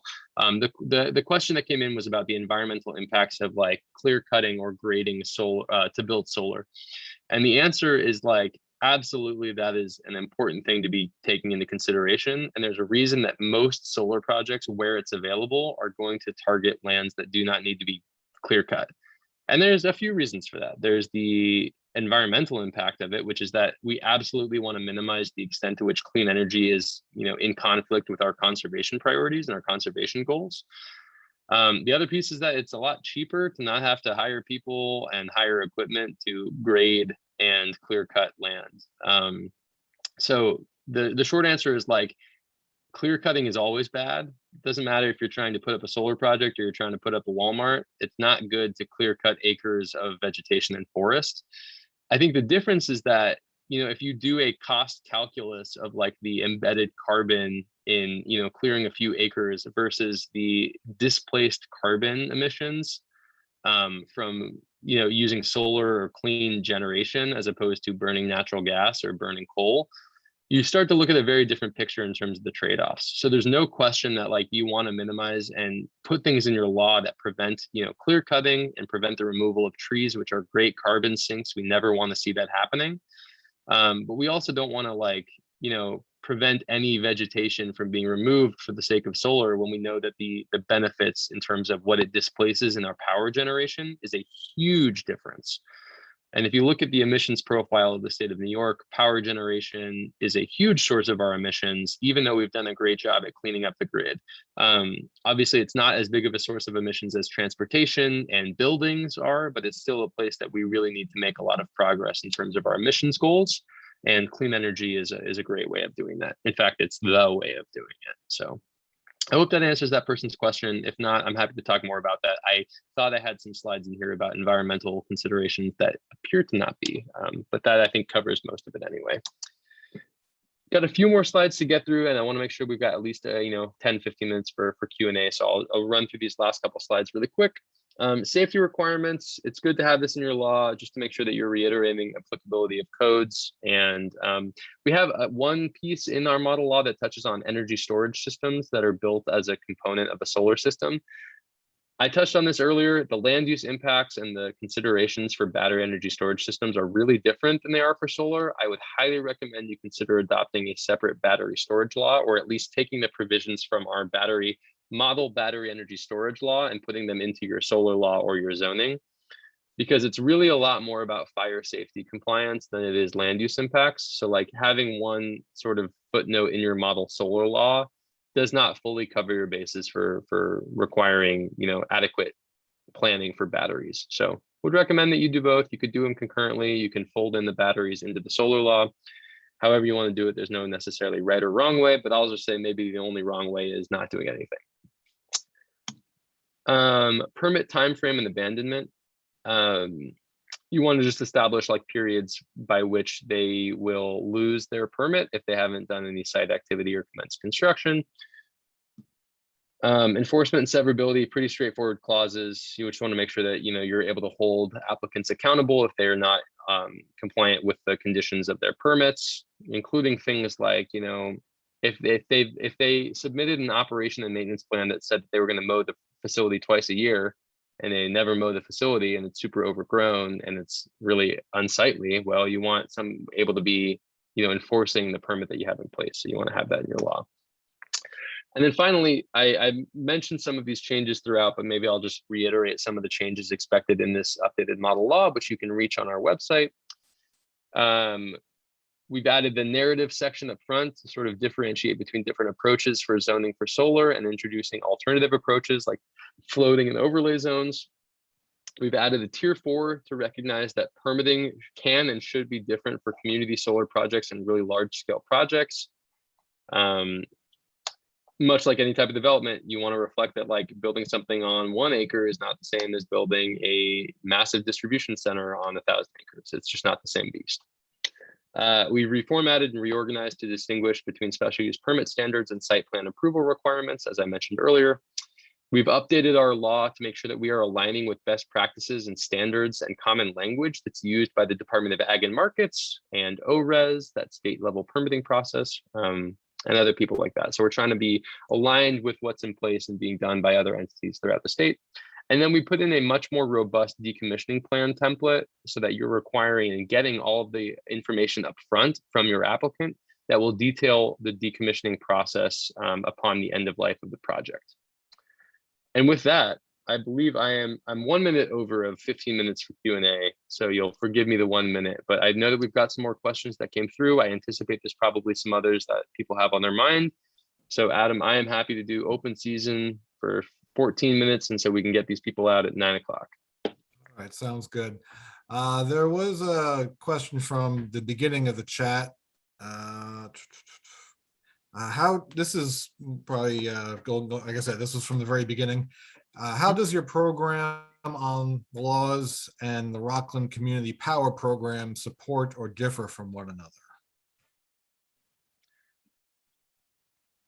Can you repeat that? So I'm not super familiar with the Rockland Power Program. So maybe that's a question that Adam, you could chip in with what that is for maybe those who don't know, which includes me right now, and I can tell you what the differences are. I'm afraid not. The Rockland Cool. Community Power Program. I mean, maybe it's some incentives from Orange and Rockland. I don't know. Yeah, it might be. So I mean, I can take a quick stab at it. So the NYSERDA solar incentives available from the New York Sun program, which would be applicable for like residential solar. If you were to be getting a solar incentive from NYSERDA, that is money that would just decrease your cost of buying the system. Generally speaking, the NYSERDA incentives often are used by the installer or by the developer, but they're used to lower the cost so that the customer is the one who really receives the benefit of that incentive. And so that's how the NYSERDA solar incentive works through New York Sun. I'm not sure what the Rockland Community Power Program is, so I can't speak on that with confidence.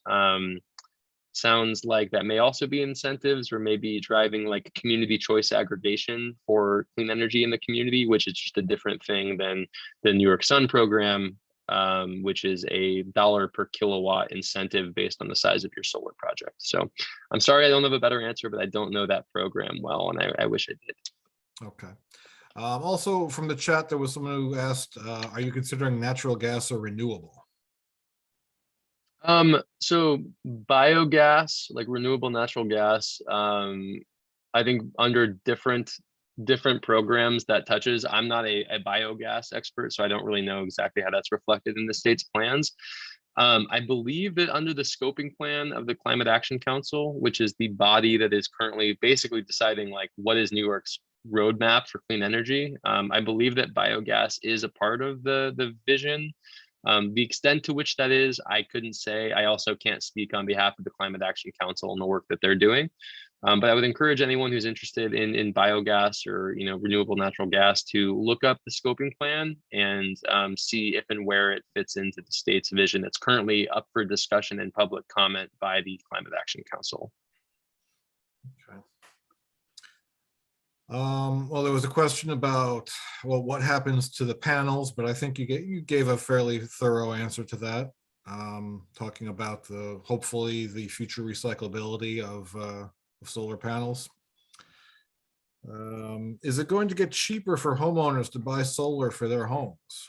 It has, and it will continue to, absolutely. I think cost curves for solar are really driven by large scale solar deployment.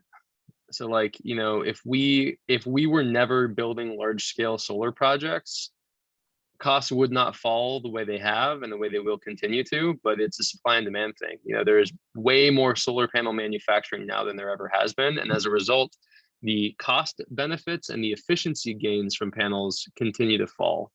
I think solar has gotten ridiculously cheaper for everyone from like residential customers to large scale developers in the last decade. I would be shocked if those costs do not continue to fall. To that point though, it's still expensive. Like I want to recognize that like that doesn't mean that it's attainable for everyone to put solar on the roof, and that is a problem. We want to continue to see those costs fall.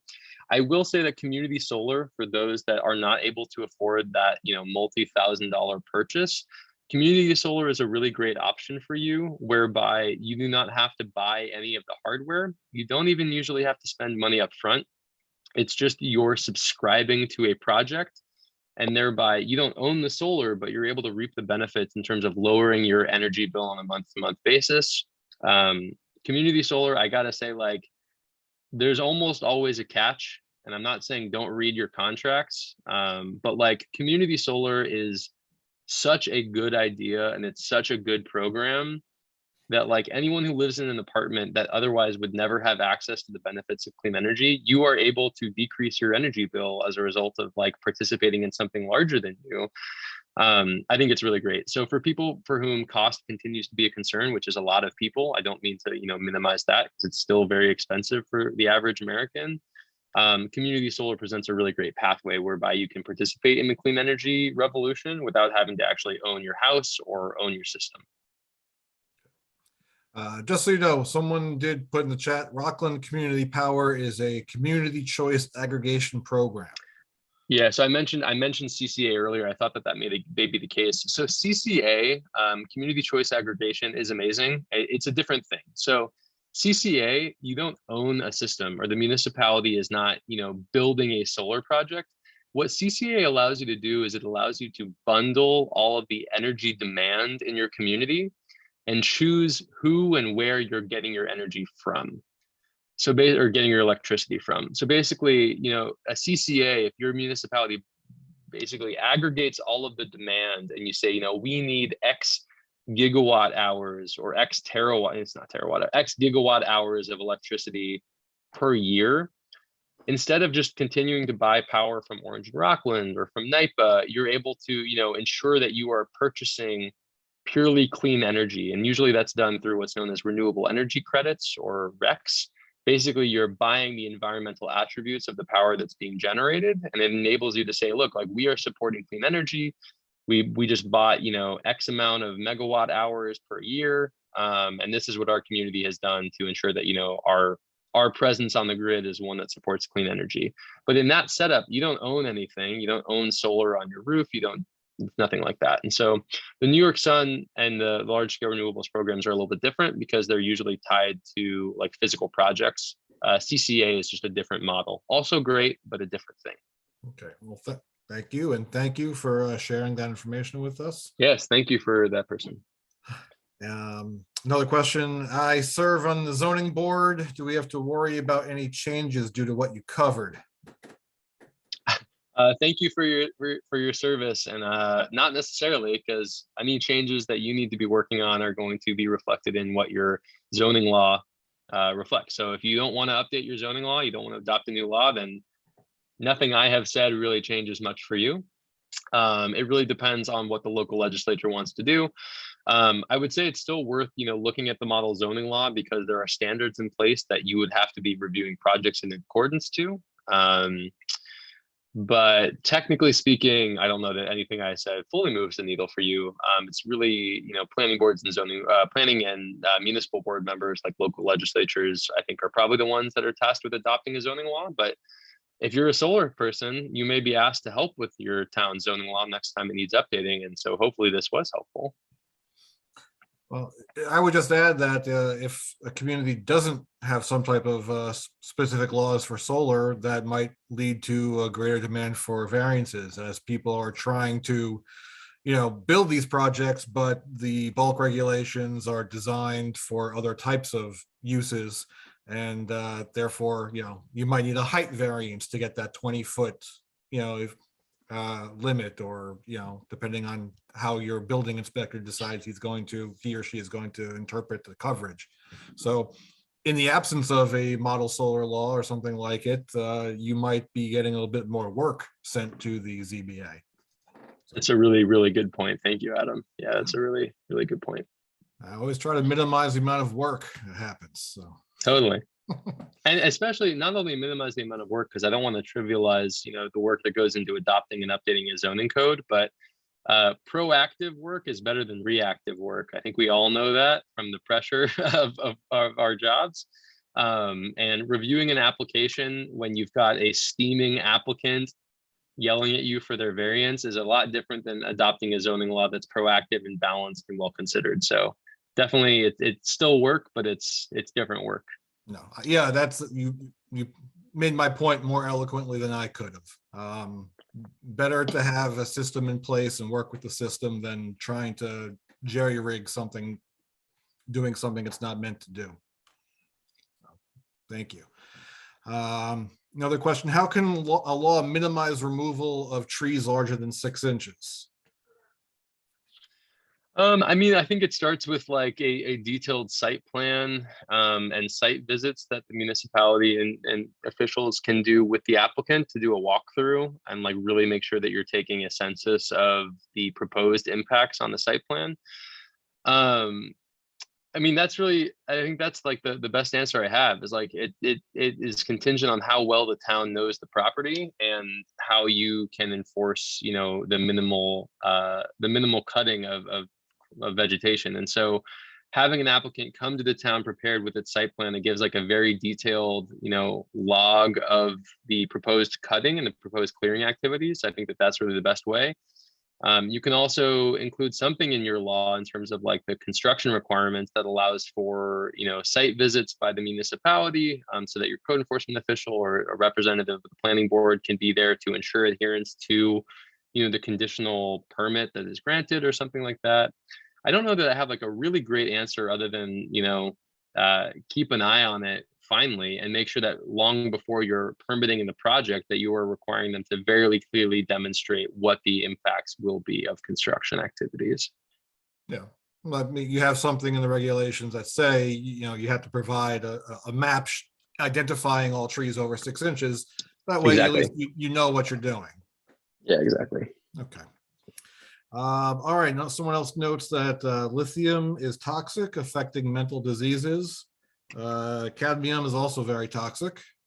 Yes, they are. I got some good news. So the cadmium I mentioned, and the reason I brought it up in the first place is specifically because of this comment.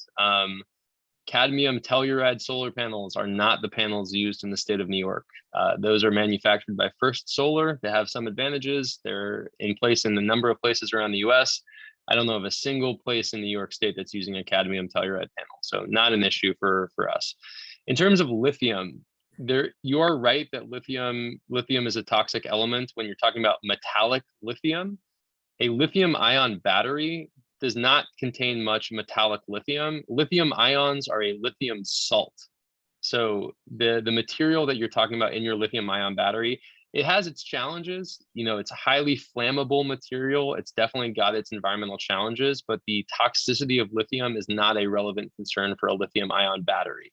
It's metallic lithium that you're worried about when it comes to exposure and its impacts on the human body. So still be concerned about a lithium ion battery, still regulate it, still look to get all the information there, but it's not the same type of concern as it would be if you were talking about metallic lithium.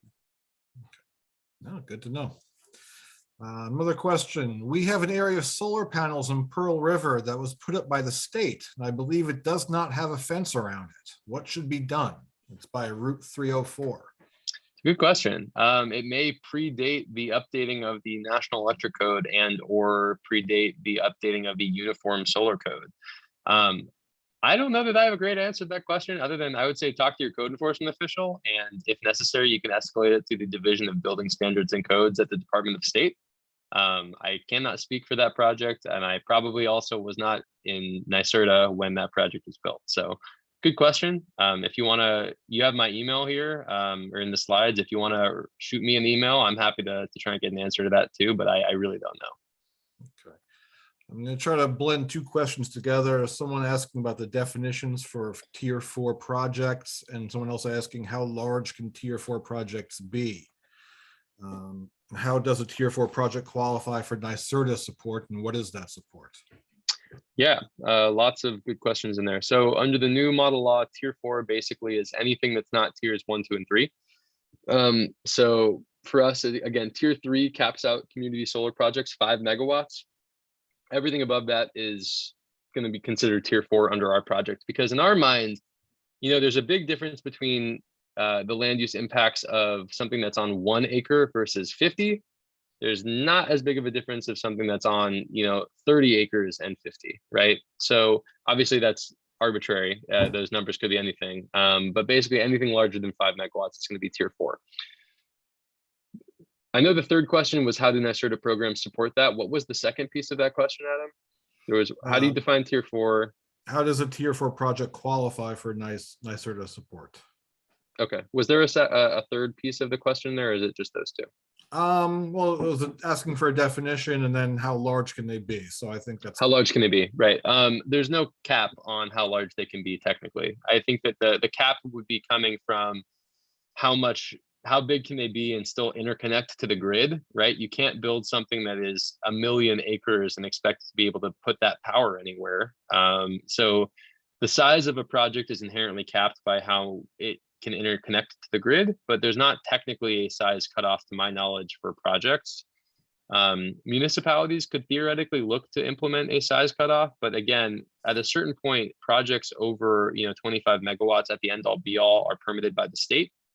So, implementing a size cap at the local level, it's not worth doing if that's the priority of the community, but it's not an unfettered check that you can put into place, because at the end of the day, just speaking candidly, it can be pretty arbitrary. So, if you want to implement a size cap, I think that's fine and within your reason to do so, but I would encourage you to do that in a way that is very intentional and has its justification, not a number that you're just landing on for the sake of, putting a number there. In terms of how these large scale projects get support from NYSERDA, unlike the New York Sun program where you just apply and there's like a certain amount of funding that's allocated for your region, and once that funding is gone, then it requires replenishing or it's just gone. The large scale renewables program every year runs a competitive award process whereby project developers are able to submit a proposal to NYSERDA. We have a bunch of scoring criteria and the scoring panel, and they decide which projects will receive an award every year. And when a project is awarded by NYSERDA for a large-scale renewables project, they are given what's called a REC contract, or a renewable energy certificate or renewable energy credit contract. And the way a REC contract works is that NYSERDA agrees to pay X dollars per REC, or X dollars per megawatt hour. So basically, we agree to pay a certain amount of money for the power that's generated by the project over a certain amount of time. So we don't start paying that developer, once they're awarded the project, they're not going to start getting payments of ratepayer dollars just for having won the award. They don't see a cent until they build that project and it is putting clean energy onto the grid. Once they build that project, they receive annual payments from NYSERDA based on the amount of electricity that they generate for the grid. So those projects, they get a REC contract from NYSERDA. I think that the standard REC contract is like 20 years or something like that, and can be renewed if they are living up to their obligations. But that's how a contract works for a large scale project. Another question, are there any examples of model solar installations on agricultural lands where soil quality is monitored? It's a really good question. I know that there's been some research out in, I want to say it's research done by the University of Buffalo for a facility that they have on campus there, but I'm not too familiar with that project. And that's the only one to my knowledge where there's like any soil research that's been done. So I don't have a great answer for you. I know that our environmental research team has a number of projects pertaining to agricultural land impacts. And I'm sure that soil quality is among their research projects, but that's not my program. So I'm not as familiar with the ongoing projects that they have. Okay. It's a good question though.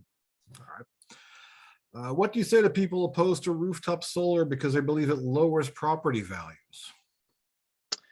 I mean, I think the challenge there is that like doing anything to your house that the person who happens to buy your house doesn't like presents the same property impact that you putting solar on your roof does. I think the reason that property values can be impacted by solar are a couple-fold. Number one, people that don't buy the system outright but enter into a long-term lease or a power purchase agreement for the panels. That's one of the things that you'll see again, I'm not going to endorse every solar project as good as the other project. I'm not going to endorse every solar company as good as every company.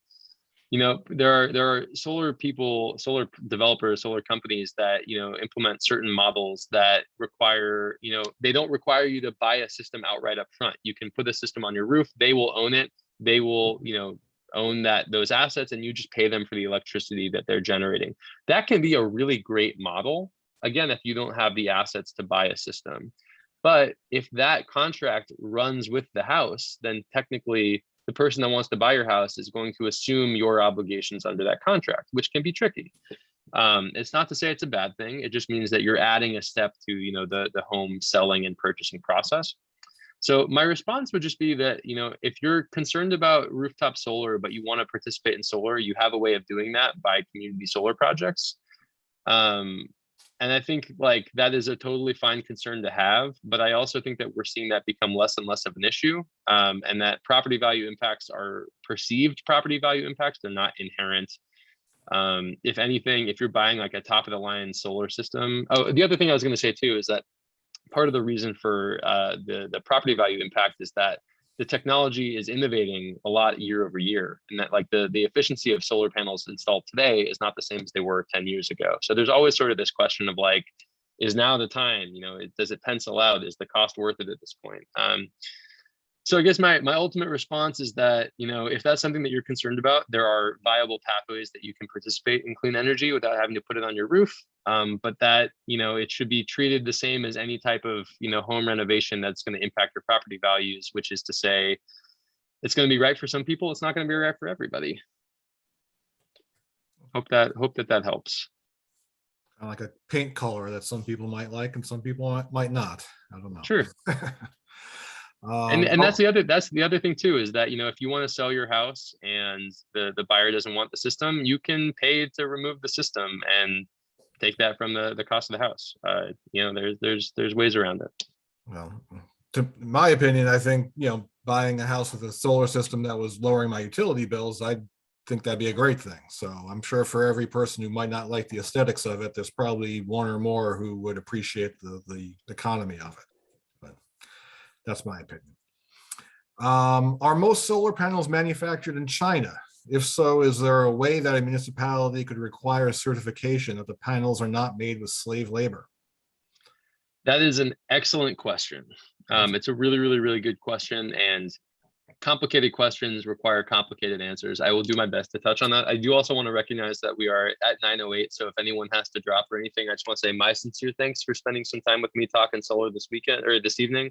I'm always happy to continue the conversation. My contact info is in the slides that Adam will have at the end of this. So thank you for your time. I'm happy to keep talking for a few minutes.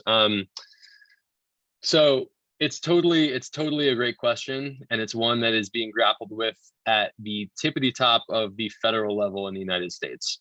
Do I think that that is something that a municipality can and should enforce? I don't know how you would. I think that you would find that really challenging to enforce and require at the local level. It's something that is the subject of like very active trade disputes between the US and other countries. It's something that American solar panel manufacturers are fighting legal fights about right now in the US. Because, I mean, the concern, much like most electronics manufacturing, is that there are some shady practices that, you know, some countries can utilize where they're dumping products into other countries to avoid tariffs and things like that. It's absolutely a thing that we're seeing in solar the same way that we're seeing it in other technologies. I think that it's really good to encourage, you know, folks to buy American, and I think that that's something that's very much a priority of NYSERDA and the federal government, particularly with regard to clean energy.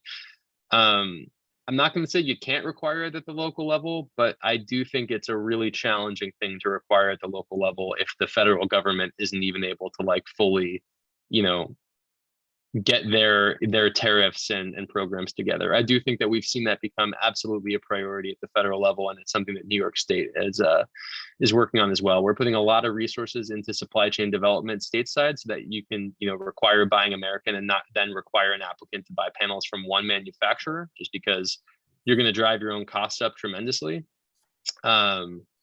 So yeah, I think, you know, a lot of panels right now, the original question was, are they manufactured in China? I think that it's a hard question to answer because we know that some of the business practices in China include maybe the panels aren't manufactured there, but certain components of the panels are, and then they're assembled in other countries. You know, it's really hard to fully answer that question, which is why it's really hard for me to say, just speaking candidly, even if you required that at the local level and a developer can like prove to you that these panels were manufactured not in China, it does not guarantee you that every component in the panel was not from China. Even if you're buying an American solar panel that was manufactured or assembled in the US, it does not mean that every component came from the US. So it's not that I don't think it's a good idea in terms of the practice or the support, the things that you're trying to support with that requirement, but in terms of administering that at the municipal level, I think that that would be incredibly challenging. So I'm sorry I don't have like an easy answer, because like I agree with the sentiment of that 100%. I just like I'm trying to be realistic about, you know, where and how that kind of trade dispute gets regulated.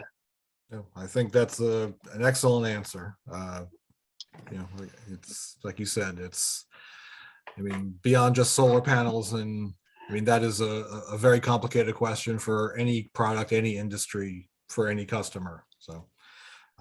But that was an excellent answer. So the only last question was, will your slides be posted? I'd be happy to email them if, you know, once they're shared with me, Ian, I can send them out to anyone who requests them. But that's it. That's the last of the questions that I see. Perfect. Well, I love when I'm able to answer most questions. I know there were a couple that I wasn't fully aware of, but I really appreciate the time. It's always a pleasure to be here and to speak with you guys. I miss in-person trainings as much as anybody, but I know that it's also nice to take these from the comfort of our own homes. Normally I'm one to stay and chat with people as long as they want to. So thanks for staying a few minutes over to ask questions. Those are all really great questions. And Adam, my thanks again to you and your colleagues for having us.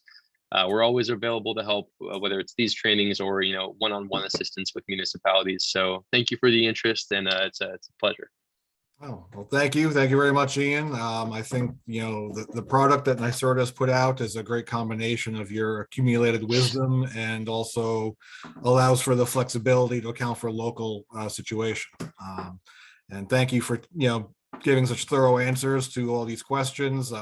Excellent job. I definitely could not have done better myself. So, and thank you to everyone else who joined us. Thank you for your questions. Thank you for giving us your time tonight. And thank you for all the work you do for your community when you're not here. I hope everyone enjoyed the session.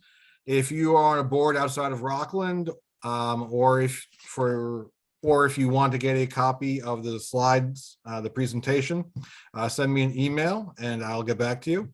I just want to let everyone else know that we have set a date for session 2 of the certification series, the update of case law. We're going to be holding it virtually on Thursday, May 26th at 7 p.m. Keep an eye out in your email inbox for registration information. And with that, that's all I have. So good night, everyone. Thanks, Adam.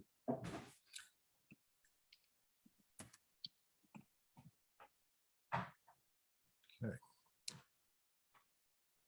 Yeah, Josh.